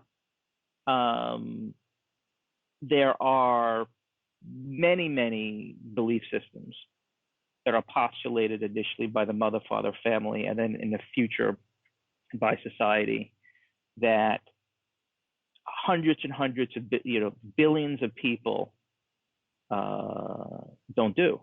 Right. So those because are they different don't feel, cultures. because they don't no within the same culture. So they don't feel they should because they don't feel they should. So, but I get what you're saying, and I think it's not the result of the culture, but it's the result of the life narrative, the experiences that the person might have. Yes. So kind of I get what you're saying, which is influenced by culture. Yeah, but those life experiences are experiences within the culture. Yes, but they're not causal. They're influenced by the culture. Influenced. They're not from the culture. Well, I don't know what that means. Of course, we're talking about all sorts of influences. Yes. Well, it means that I do not adopt what I should do based on what society tells me. It means that I base what I should do based on what I think I should do. That is influenced by what the culture says. How do you arrive at what you believe you should do? Boy, I mean that's been talked about philosophers for hundreds and hundreds of years. But that's exactly. It's not completely mother. It's not completely father. I never said it was. It's not completely culture. In my personal belief. See, it's complex. I don't even know. I think it's a mixture of evolutionary instincts and life experience. The internal motivation to kill, to dominate. I think outside of external life experiences that might yield pain when I do those kinds of things, when I kill or steal or dominate others. I think those instinctual evolutionary values would be things that I should do. But it's when life experience happens and I try to dominate another child and I get hurt that starts to kind of model what I should do. So I think what should be done, the ethical beliefs about should primarily happens in response to what I experience to be positive and giving me most JCA in my life. And least PTSD. Yeah, by virtue of what happens when you do it. Correct. That's nothing to do with it. It has something to do with culture, mother, father, and these dominance and dominant value systems. Are you saying that there is a should that is built in that would be there without any? No, definitely not. I think that we are born with a set of evolutionary adaptations, which makes us prone to dominate, kill, be violent, and a lot of other things. Yeah, and you know that's on the website. It talks about our dominance hierarchy relationship. Right. Yeah. To compete, to kill, to be selfish, narcissistic, violence, and then as we continue along our lives, with other things along with other things that are positive, that are quote positive, i.e. produce JCA, joy, contentment, and appreciation. Well, that's my argument. That's my point. I think killing, violence, domination of others, competition would naturally produce JCA. if it wasn't for certain life experiences you have that are primarily the result of mother, father, family, other people. Yeah, but I mean, that's no doubt. I mean, yeah, it's an evolution adaptation to kill and dominate others. I will survive more but likely. But that's only one. Those things are not considered to be ethical motivations unless they are consistent with a subculture or culture that says that. I completely agree. Okay, Ethical beliefs don't I don't think you're require understanding me. culture. I think maybe. I Okay. think you're not I think you're not understanding what I'm saying. And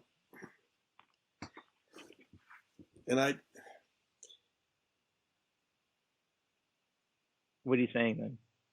Let me tell you what I understand you to mean, that the idea of should requires some kind of societal presence in order to be defined. And I don't agree with that. I could be an individual and have shoulds. Well, first, but you can't be an individual and live past, a few days or a week. When you are born, if you're left and nobody does anything for you, you indeed will die. There's no way that you can not be immersed in a culture that is rewarding, engages in positive and negative reinforcement. Mother does that. Mother makes you feel real good when you do certain things. Mother starts making you feel real bad when you do certain things.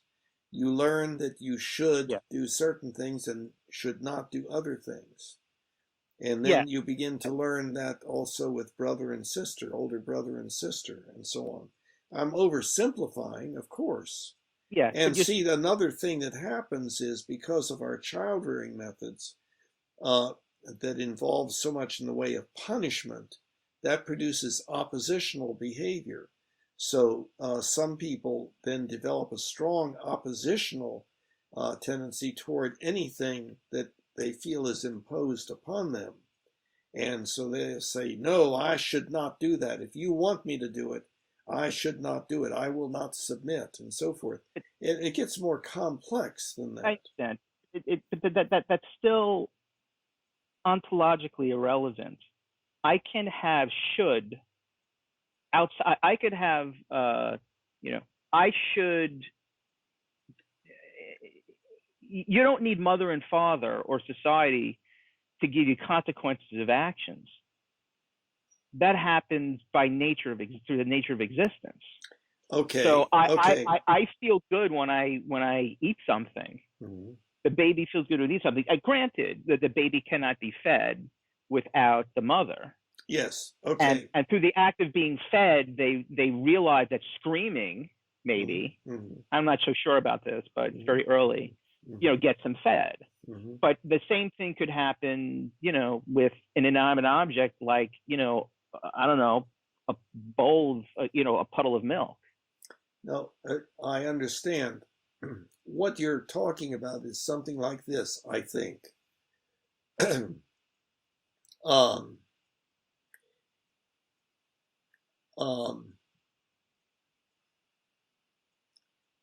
I am hungry.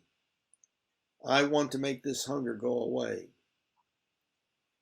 If I eat this material, the hunger will go away.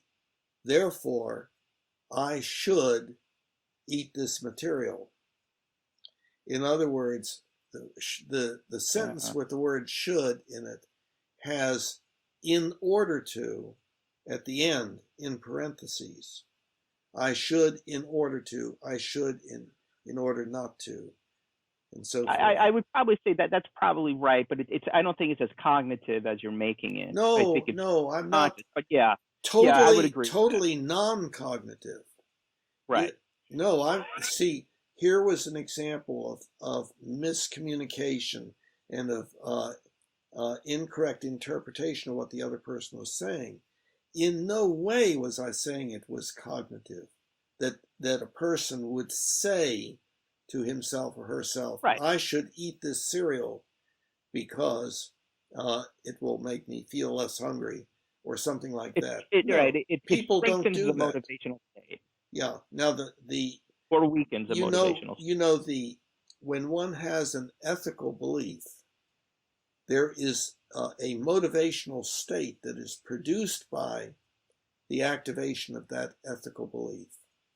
And it's been referred to philosophically as the, quote, ethical sense, but it's really a motivational state. And let's oversimplify now.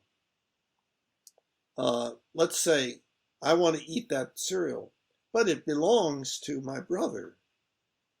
Okay, I want to eat that cereal is a motivational state.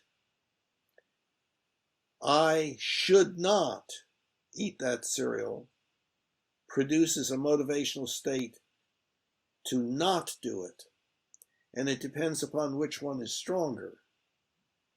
And other things like, well, he'll never know, or something like that, rationalization or some such mental activity.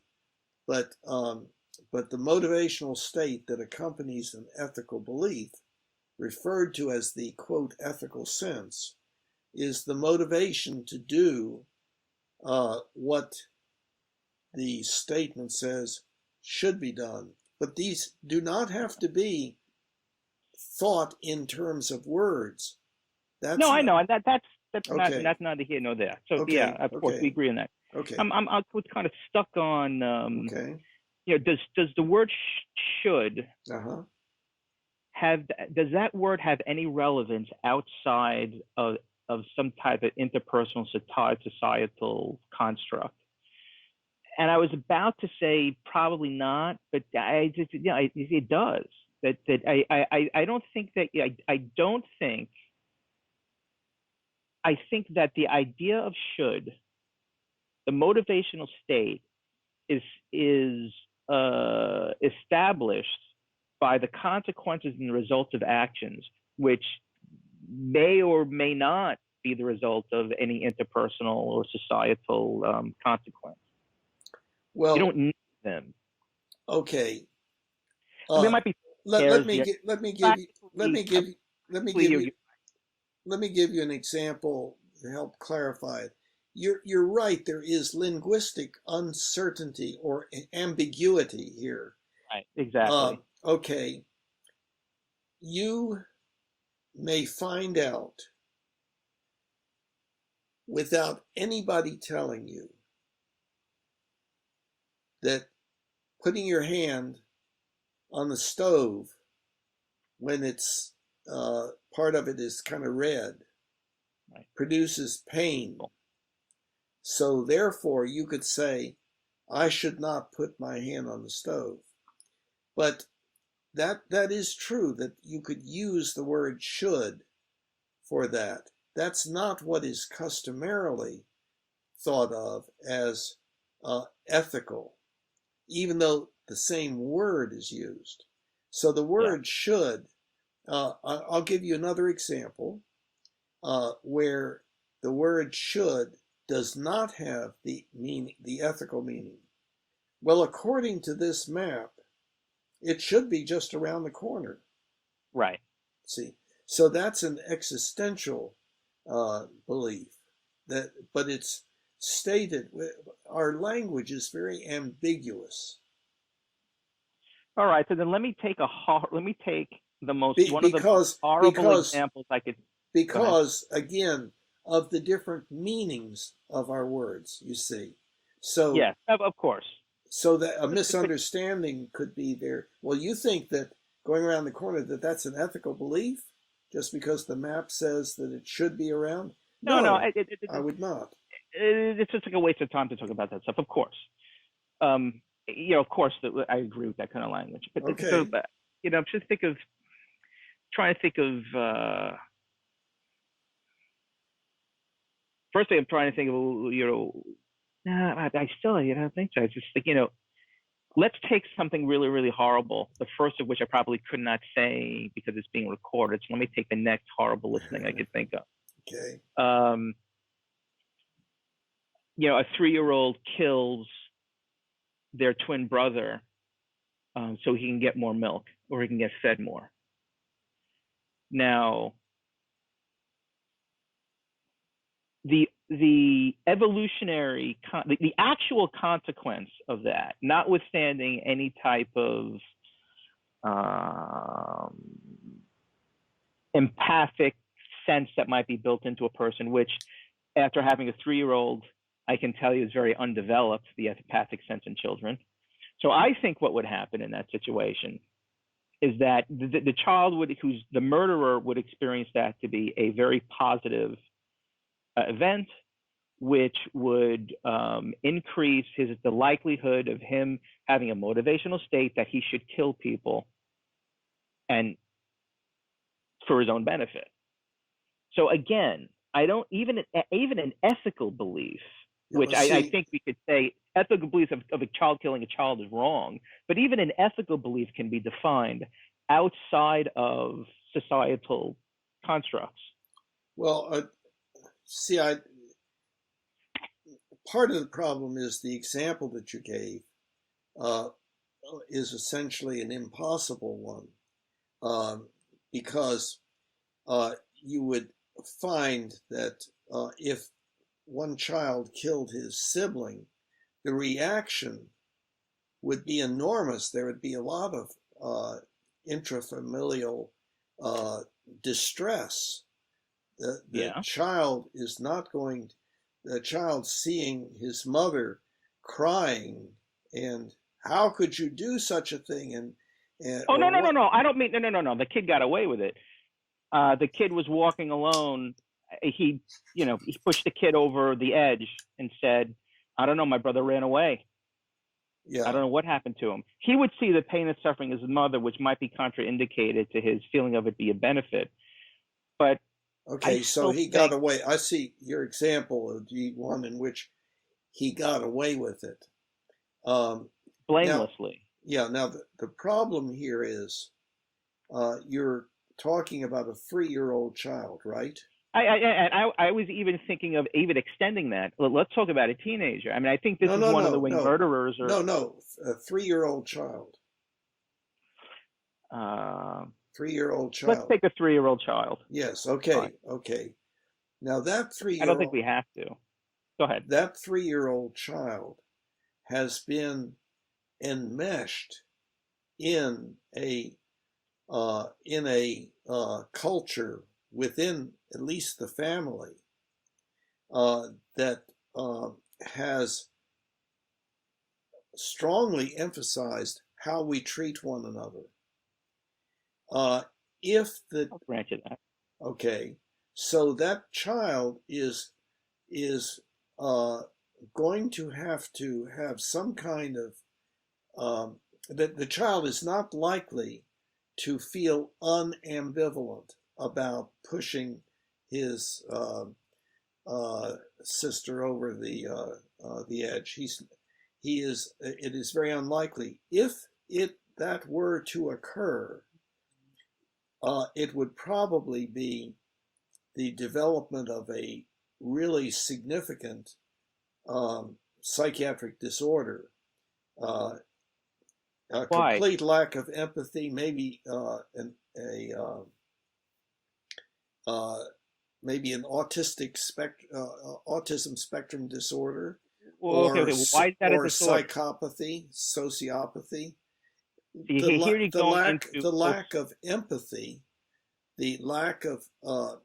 empathy, and concern, the lack of ability to feel positive and to have attachment and so forth, is a problem that when it is absent, indeed, that's pretty horrific. So if the Well, look, child did not have an ethical belief at that point, I should not do this, that would be making a whole lot of assumptions, though. I mean, and what? I was What? too. I don't know if this is. I don't know how constructive this is, but I think you're making a lot of assumptions about Okay. what would happen to the child, what value system the child was being raised in. I was actually thinking as a model, you know, 10,000 years ago on the plains in a hunter-gatherer species, in a hunter-gatherer community. Why? I was just to simplify things and to make it to not have cultural specific. Oh, but that's what it would be, cultural specific. That I think let me try to paraphrase. Your point is you can't escape the social construct when you are in any kind of practical, realistic way. And I do like to consider myself believing in kind of common sense philosophy. I think is the branch of philosophy that, you know, you have to examine and think of philosophy in terms of, you know, what's actually happening, not these abstract philosophical ideas. And I'm wondering if the postulate that I proposed, you know, is kind of violates that premise of common sense. So I'm struggling with the idea of, is there a context?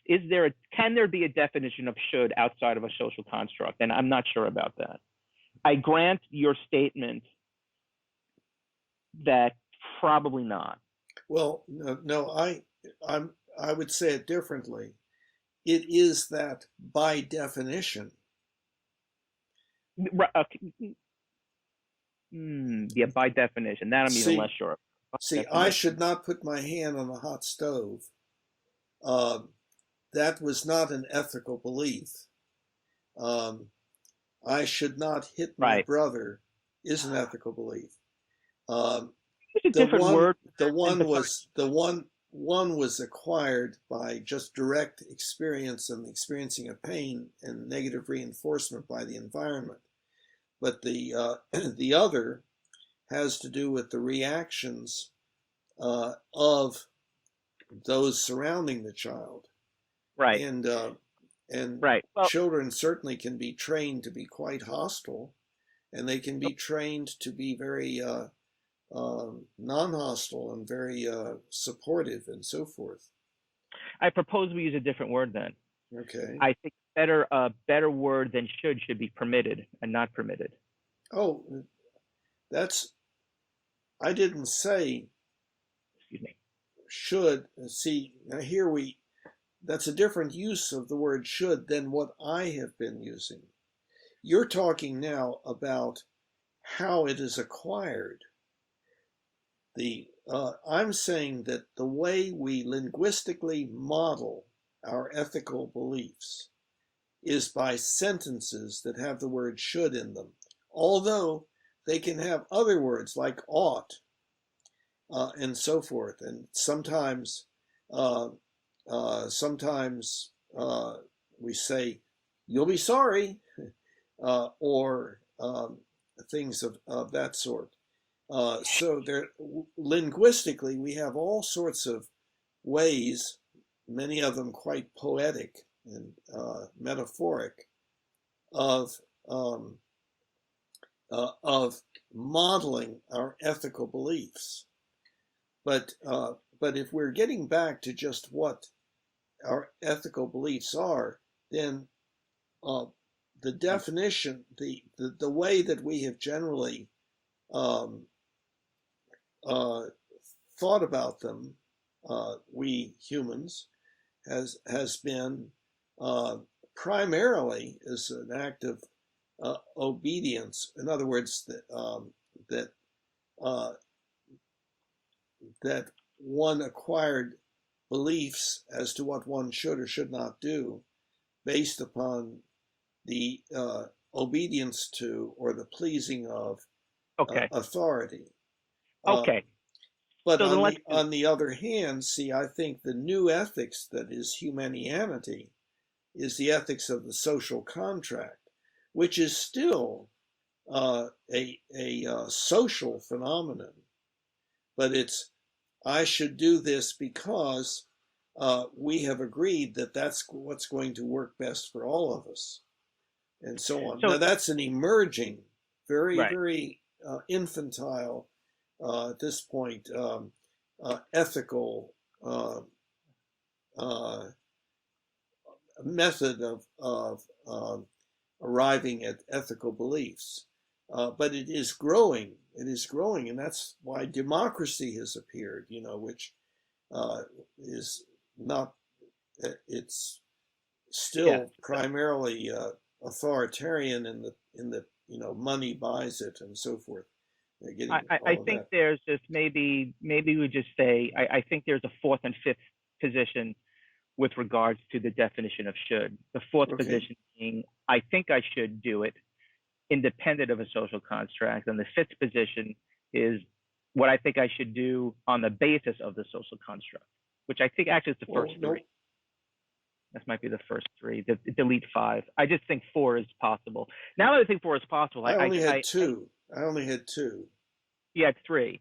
An Uh-uh. authority tells you to do what is logically, scientifically, in terms of what's proven right and wrong. And your third position, which is Bill's position, which is a natural occurring product of social specifics. The feeling of. Yeah, that was a different scenario. I'm saying that you take some of the prominent atheists, they would say that that the theist saying if you're atheistic, then you can't have any morals is totally wrong. That that it is inherent in the universe. Morality is inherent in the universe. Yeah. And it can be discovered. Atheists say that? Discovered scientifically. They sort of say it, but they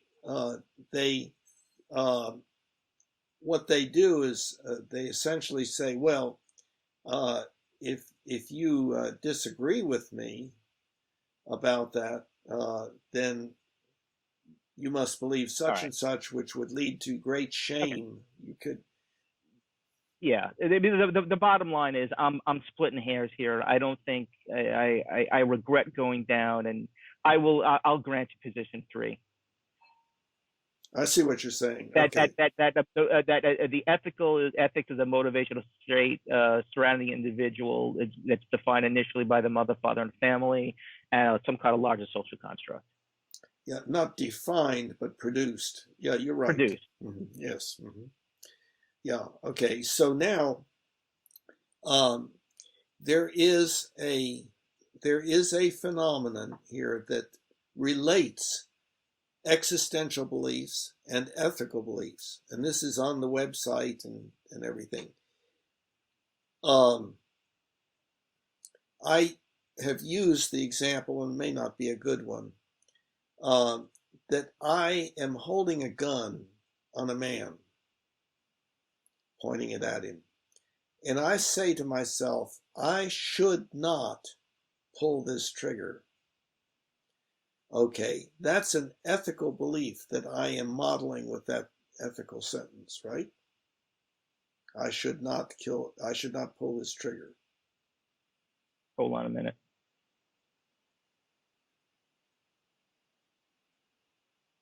I would have to understand what's motivating the person when they yes, say of should. course, He could be an atheist saying it's no. I shouldn't pull it. I understand. Right? I understand. But if you're saying it's some type of ethical belief. Yeah, I'm just saying. Yes. Yeah. Correct. I'm at the very beginning of this presentation Correct. here. Okay, I'm just saying that somebody. So I'm saying that I think to myself, I should not pull this trigger. So that, by definition, is an ethical belief. It's the linguistic modeling of an ethical belief. Correct. Okay, now, correct. Someone asks me, well, why should you not pull that trigger? Mm-hmm. Okay, My answer is as follows. I should not kill that man. Okay, that's an ethical belief. I should not kill that man. Mhm. Number two, if I pull this trigger, I will kill that man. That is an existential belief. Correct. In the way we're defining. Therefore, I should not pull this trigger. So you have a higher level ethical belief, an existential belief, and the resulting ethical belief. Now, person can say, well, why should you not kill that man? I might say, I should never kill a human. Ethical belief. That man is a human. That's a definition. Therefore, I should not kill that man. Well, why should you not kill a human? And you can go up and up until you have to really come to an ultimate ethical principle. And that's arbitrary in that it is not deduced from an even higher level ethical principle. It will be maintained for whatever reasons. And one example would be the Humanian ultimate ethical principle. I should do that which will promote not only the survival of our species, but also produce as much joy, contentment, appreciation as possible, and as little pain, suffering, disability, and early death as possible for everyone now and in the future. Okay, so that is an ultimate ethical principle. It's arbitrary. It is not deduced from an even higher level ultimate ethical principle. Well, I guess you could say, well, yes, God wants you to, and whatever God wants, that's what you should do, and so therefore you should have the ultimate ethical principle, the Humanian ultimate ethical principle. You could say that. But then why should you do what God wants you to do, and so forth. Right. So what I've just been talking about is the relationship between existential beliefs and ethical beliefs. Yeah. Which also, well, I have to stop, but I had to stop 45 minutes ago, but Gosh. I know, but this is a big group. Like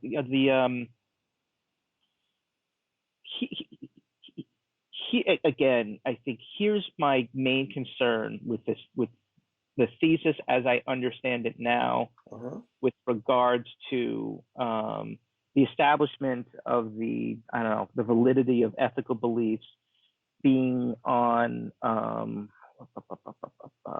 me see. Whether or not they're relevant to PST, ED, and JCA.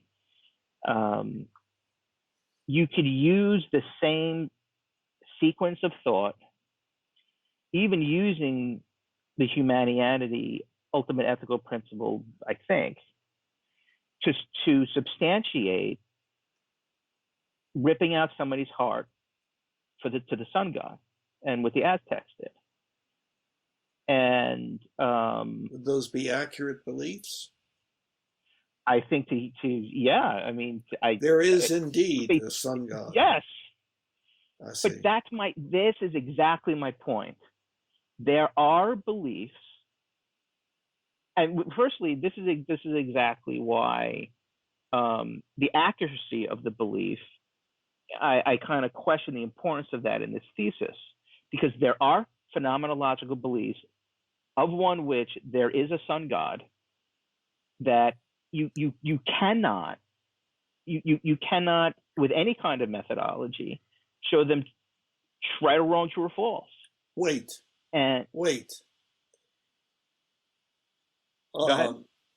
Scientists will tell you or let's say, especially some of the atheists will tell you that, yes, you cannot prove that there's no sun god, but the question is, what is the Yeah. likelihood?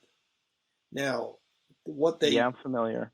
so there I'm familiar, very familiar with there's that not a argument. sun there's not a sun god, there's a flying spaghetti monster.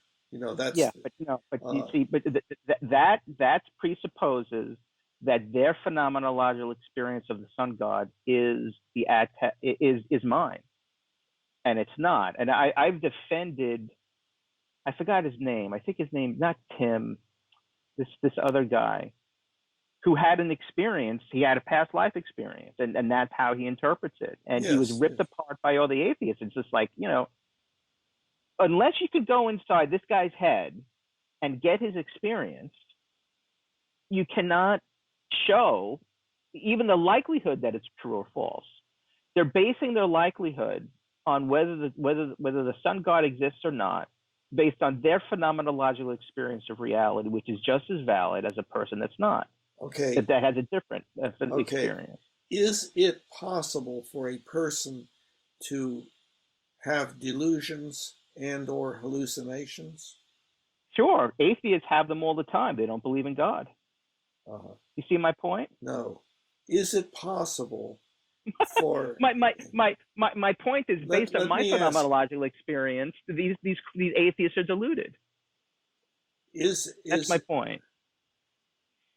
okay, so there is no way of ascertaining the accuracy of a belief. If a person is in alcoholic withdrawal, delirium tremens, and is seeing all sorts of things, those things have to be real. They have to be accepted as There is there is no way of proving certain beliefs.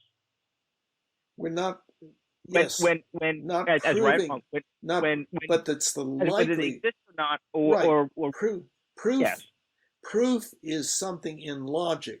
We're talking about the rules of evidence, and that has to do with the probability of something being so. no, you can't. I mean, based on, because when you're talking about likelihood, you're truth and likelihood. Again, I have a very different perspective of reality here that I think you do. Mm-hmm. If you're evaluating if you're evaluating the psychopath's belief, if it's true or not, that evaluation happens in you until that psychopath begins to adopt the belief that there's a probability he could be wrong. From his phenomenological perspective, he's not wrong. Just like the Aztec, so in his mind, he's justified in ripping people's hearts out. That's So, my point yeah. of the problem here. So everybody is correct. You're talking to a postmodernist. I see. This is okay. So You're talking to a yeah, phenomenologist, yeah, postmodernist, yeah. physicist. So we are identifying uh, much closer the area of divergence. Um, so you believe that everyone is correct in whatever they believe.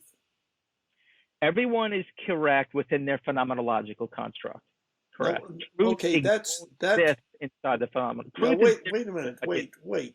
That's something different. See that was a linguistic uh, uh, stumbling problem. What you were talking about is uh, you're making no distinction between uh, what is um, what is a person's belief and what is actually so. No, You're that's my saying, point. yeah, That yeah, exactly. yeah, You yeah. hit the nail on the head. So I there am is no such thing as reality. no. It's different. It's not defined by truth. Truth is a phenomenological state that exists inside an individual. That is That different than what is. that's a That's different use of the word truth. Now remember, well, Charles Sanders that's the way I'm using Peirce's, truth. yeah, and Charles Sanders Peirce's way was truth is that opinion toward which all opinion would tend if it tended indefinitely toward fixity, and it's the idea of approaching an asymptote. You can never say it's gotten there because it could No, I always think be. it's no, But again, you're using the word. That person is using the word truth in a way that I am not. that's right. Yeah, Agreed. Agreed. So that's here not. we are. This is exactly right. So this is what I'm saying. If people use words differently, they will come to uh, different proposed belief systems. Your use of reality and your use of belief and so forth is different than mine. So we are. Yeah, but I They, didn't come to that. I didn't come to that through odd definitions of language. I got to that belief system by actually observing my phenomenological experience. So even what I'm saying that's true within my phenomenological let experience. me ask you this. Uh, has any of your phenomenological experience ever been incorrect? Yes, in my opinion, based What on does that mean? tradition, meaning that because it's incorrect doesn't mean that it's actually reflective of what is. Basically, You mean I'm taking you my best mean guess. I'm taking my best guess on what is. okay, you mean To at least I think I am. incorrect means not reflective of Not what what is actually is, what is. correct. Okay, so there is in your mind a what is, right? There is in my mind a what is. That's Yeah, that's I label that as reality. agreed. And I would say that if you have a belief that is consistent with that, then that belief would be true. The problem is we don't know because we can always be mistaken. Yeah, I mean to talk about reality in with anything outside of equals MC squared for the kind of things we're talking about, I think causes more problems than anything. And I I do think not. Yeah, yeah, I so that's this different. is I think it actually causes people to kill and go to war. and I do not agree with that.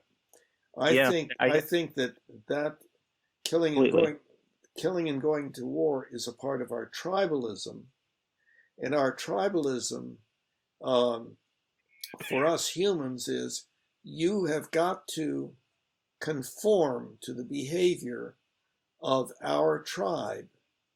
And Yeah, the behavior includes what you yeah, say you believe, and in fact, what you actually believe. So yeah, as long as you believe what we believe, you're okay. yeah. Those people don't, so we will go and attack and kill them. Yeah, That's an but oversimplification, but that's the point our is, I tribalism. but that tribalism and the I don't know the motivational state to not the motivational state what pushes that activity into motion, the beginning of the going to war, is this idea that I am right and I know what is, I know reality. Well, not necessarily, because Very, very, very, science, very many times that's true scientists uh, for the most part. recognize, uh, well, either I'm right or the other person is right, and so we'll check it out and see. It does not, there's no logical reason to kill the other person because the person does not have the same belief.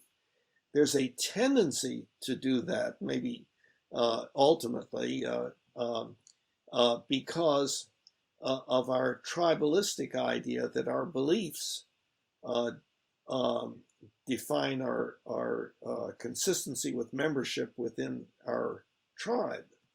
How can you say there's no logical reason that they shouldn't kill people? I'm sorry?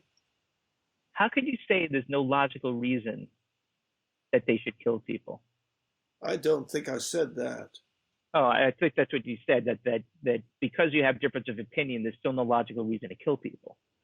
There absolutely Well, could be established a logical reason to kill somebody. It happens all the time. no, It happened. In fact, it happened. Even better than this, it happened within the scientific method, eugenics.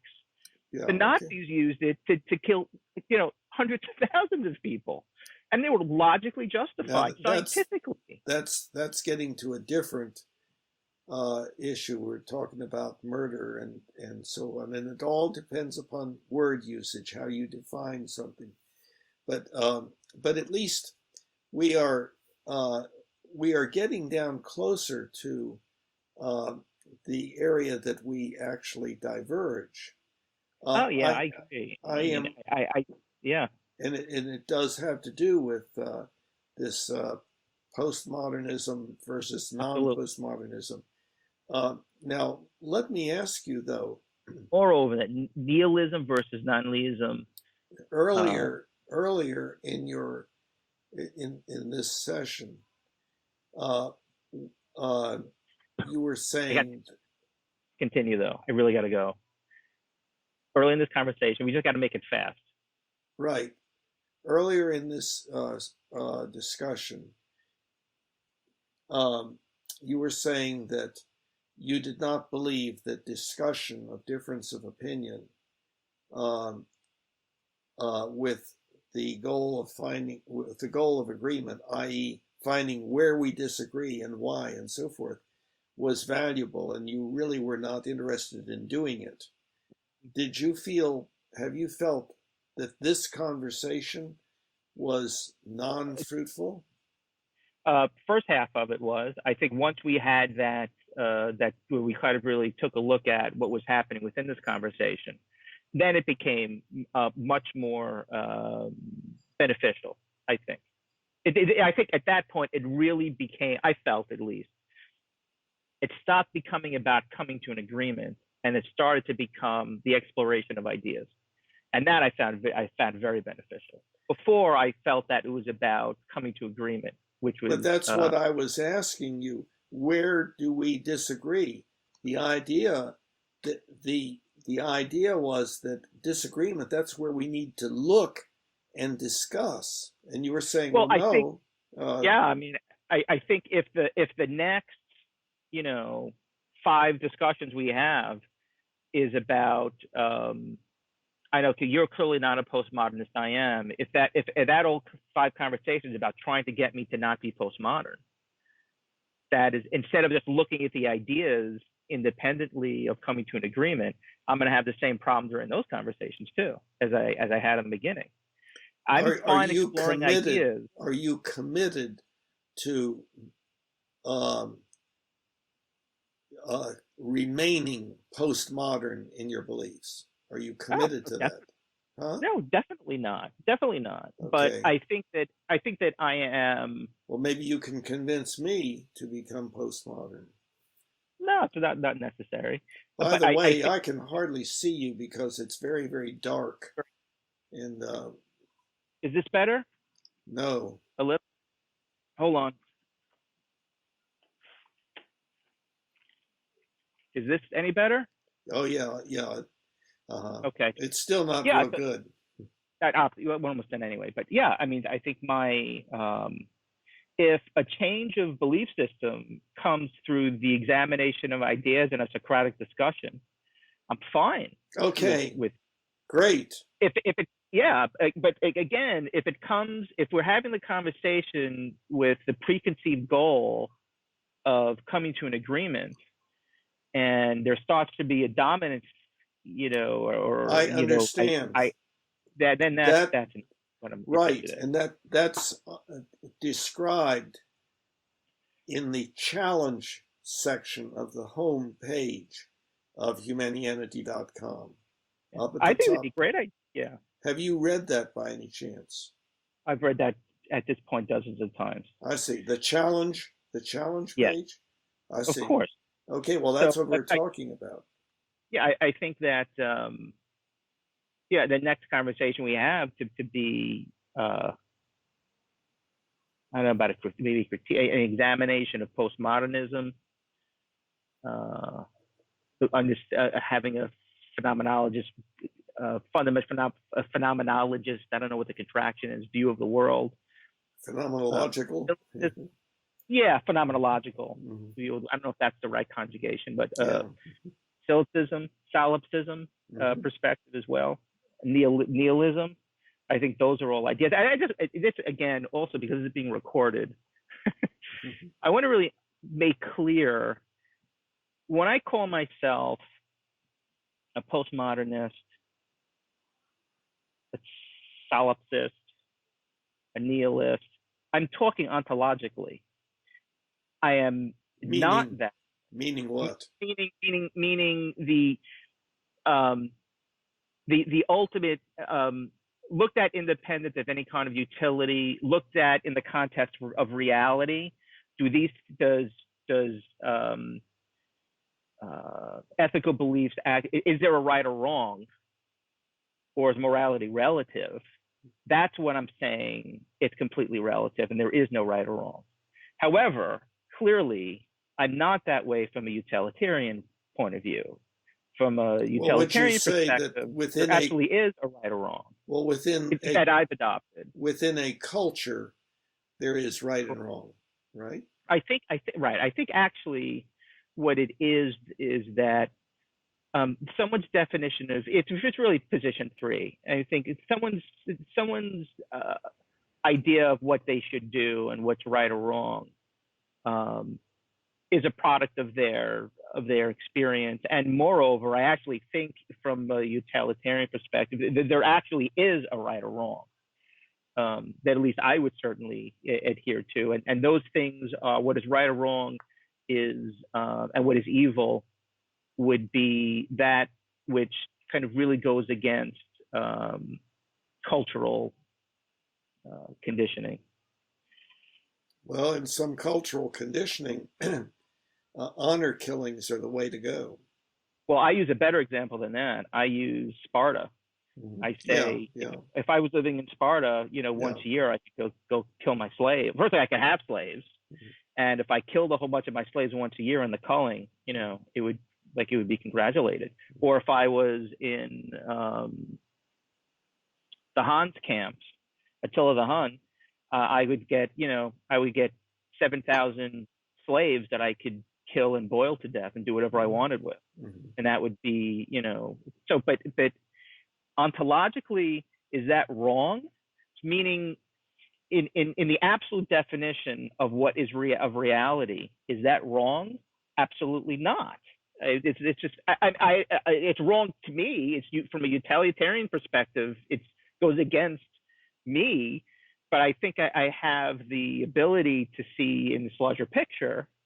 It's absolutely not wrong ontologically. I think it's not wrong with capital W. Yeah, I think we are in pretty much agreement, but there's some problems with word usage that where things could be misinterpreted by people and so forth. You see, for me, the idea of there being no ontological wrong has huge implications for coming to agreement. Ontological, I'm not sure what that word means as you're using it. For the fact that there is no wrong outside of a utilitarian perspective. Now, the utilitarian perspective, what does that mean? Let me that there is no wrong outside the cultural definition of what's wrong. It's the individual's definition of what's right and wrong that's influenced by the culture. That's a more accurate statement. That has huge implications for coming to an agreement. And I think for the sticking point that I'm having, and I continue to have in the last conversation, was having a discussion with the goal of coming to an agreement, even with all the caveats that are put into place. Do you understand that the goal of coming to agreement is a tool to improve the likelihood of accuracy of existential belief and uh, Yep. and the development of optimality, don't know what word to use, of ethical beliefs. Yeah, you said that last conversation, and Yeah. it actually does just the opposite. I think it's if the goal is What coming what to does yeah, I think if the goal is coming to an agreement, then that actually destroys the chances. It reduces the chances of increasing understanding. because for many people, when there's disagreement, it becomes a matter of dominance submission. I agree with that. You're Well, I think that, describing the way things are, but we humans are beginning to get the idea that there's a better way to live. yeah, it's just that you're for. I mean, I could just go by what you stated. Uh-huh. You defined the word agreement in our last conversation, and it did have to do with one person acquiescing to the other. No, So I no, think no, that no. But well, acquiescing, you can look at that as submission, or you can look at that as uh, uh, appreciated enlightenment. Um, yeah, and that's true. But that's my point. If the agreement comes, the problem I'm having is with the goal of. but see, If you the were to say goal, something like, that's just a guidance. That's just a guide. Just the fact that agreement has been arrived at doesn't mean that it is correct or accurate or optimal. and that's my point. There are many of the beliefs involved with PSDED and JCA. You can't get accuracy. It's just not. They're See, phenomenological in nature. There see, is no independent I, measurement. yeah, I agree with that. However, I think that there is some difference in our opinions about the issue of um,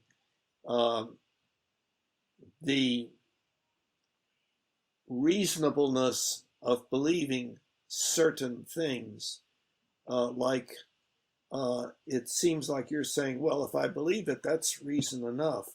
But the flying spaghetti monster, one could believe that, but the problem is that that's one of almost an infinite number of things that one could believe instead. And if there's no evidence for for the flying spaghetti monster, as opposed to the flying pig or the flying oyster or whatever, if there's then to choose among those, the odds of any one choice that you make would be extremely low because No, but they're an that's the infinite. same Inf- thing.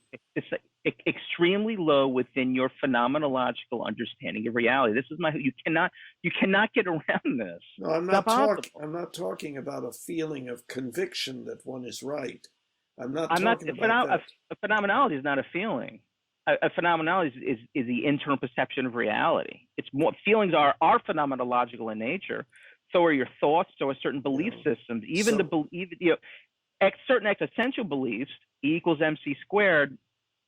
I can grant no that could be an objective belief outside of phenomenology. Could be, and even that could be argued with a real foundational, obsessive phenomenologist, which I'm not. okay. However, Yeah, well, for most beliefs, you just can't, I and think that's the problem. this is an area that would be good to explore because um, Yeah. we seem to be divergent there, and since we have not arrived at agreement, then we've got something to talk about. But at least, do you think that we've come to a little bit more agreement about some things here in what we've in this session, or not? Not really. I don't think it's Let's see. necessary to come to an agreement. It doesn't No, bother me. I see about. no issue I with wasn't that. talking about whether it was necessary. I was Oh just no, I'm just looking. adding that as an aside. That I'm saying no, not really. You I don't think I that there's stated been an increased amount, that we've achieved some increased agreement about some things? no. I think that I realized early in the conversation, like I stated, I think the fundamental um, issue is that we see the world differently. I'm a postmodernist, et cetera, et cetera. You see the world differently. I Yeah. think that you didn't increase your understanding of anything of those things. At least I don't. It seems like we rehashed a lot of the same things that we came to at the end of the discussion. Well, I Uh, hope that I'm seeing it more clearly, and I oh, I hope that. maybe I'm just speaking. Yeah, maybe you are seeing it more clearly. It sound maybe I thought you were seeing it clearly But at the yes, end. I agree. I agree that we have not come to agreement about postmodernism. I agree with that.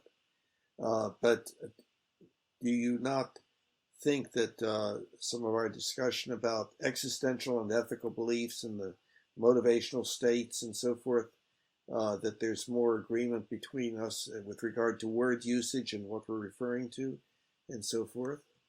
I felt like we achieved a little bit more agreement. Maybe not. Not really. I feel that you clarified what you meant by these definitions. I don't think there's been any change of position. Well, did the clarification Help me to change position, or I don't understand. help in any way?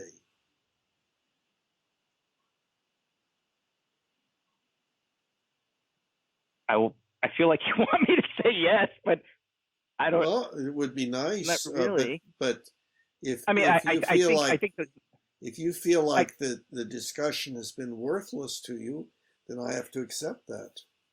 oh no. I mean no. I see what you mean by benefit. No, I think I definitely enjoy challenges to let me take a step back. Arriving at a very postmodern phenomenologist, solipsist perspective was not easy for me. It took years of studying different philosophies and history and my own experience.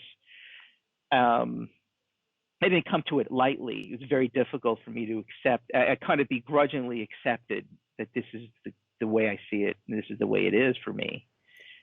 So I kind of welcome, Mhm. an analysis and a critique of it. Well, Um, you've and said that the Mind Body Problem book was very helpful to you in the past. You've said that. that was very influential in me finally adopting a postmodern perspective. Golly. Okay. Well, that'll be No, you didn't something. expect that. Yeah, yeah. So, uh, It was instrumental. But I do say what I do really appreciate was I really do think the conversation when there was an exploration of the ideas rather than what I experienced again. I don't know if it was how, but I experienced it as us trying to come to agreement. It was almost like you were trying to prove your point, I was trying to prove my point, and we were trying to come to an agreement that way. That was where I found that to cause pain.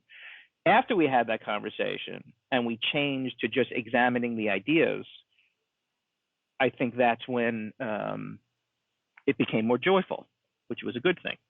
yeah. And see, I don't think that. I mean, I'm a hominid like you are, and Mm-hmm. so probably there are wishes on my part underneath it all to dominate and to win and stuff like that.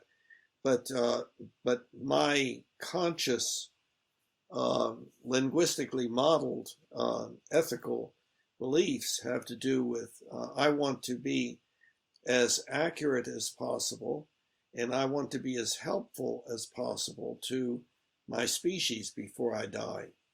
Mm-hmm. And I am trying to put into words what I think is uh, the direction that we are going as a species, but very in but but we're only very early in that progression, and I'm Mm-hmm. trying to put it into words and so forth, but that Mm-hmm. I realize that I could be wrong, Mm-hmm. and so I'm looking for areas where I am wrong. I'm looking for if you don't agree with me, then maybe I'm wrong, and so I want to find out. Well, exactly why do you disagree?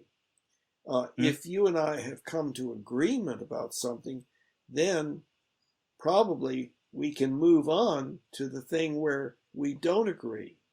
So I see that as progress. So when we agree to such and such and move on to something else, that's progress. However, it could be going in the wrong direction. You're Mm-hmm. very much in the dark.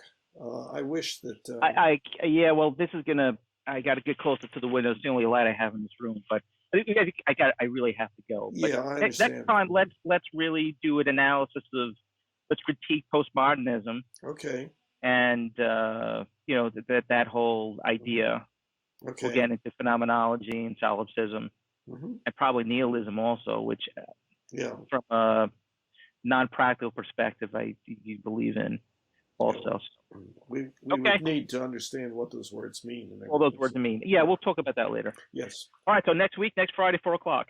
Great. All right, see you then, Bill. Have a good See one. you. You too. Take care. Bye bye. Bye bye. Humanity, now we all can see. Humanity, how much better we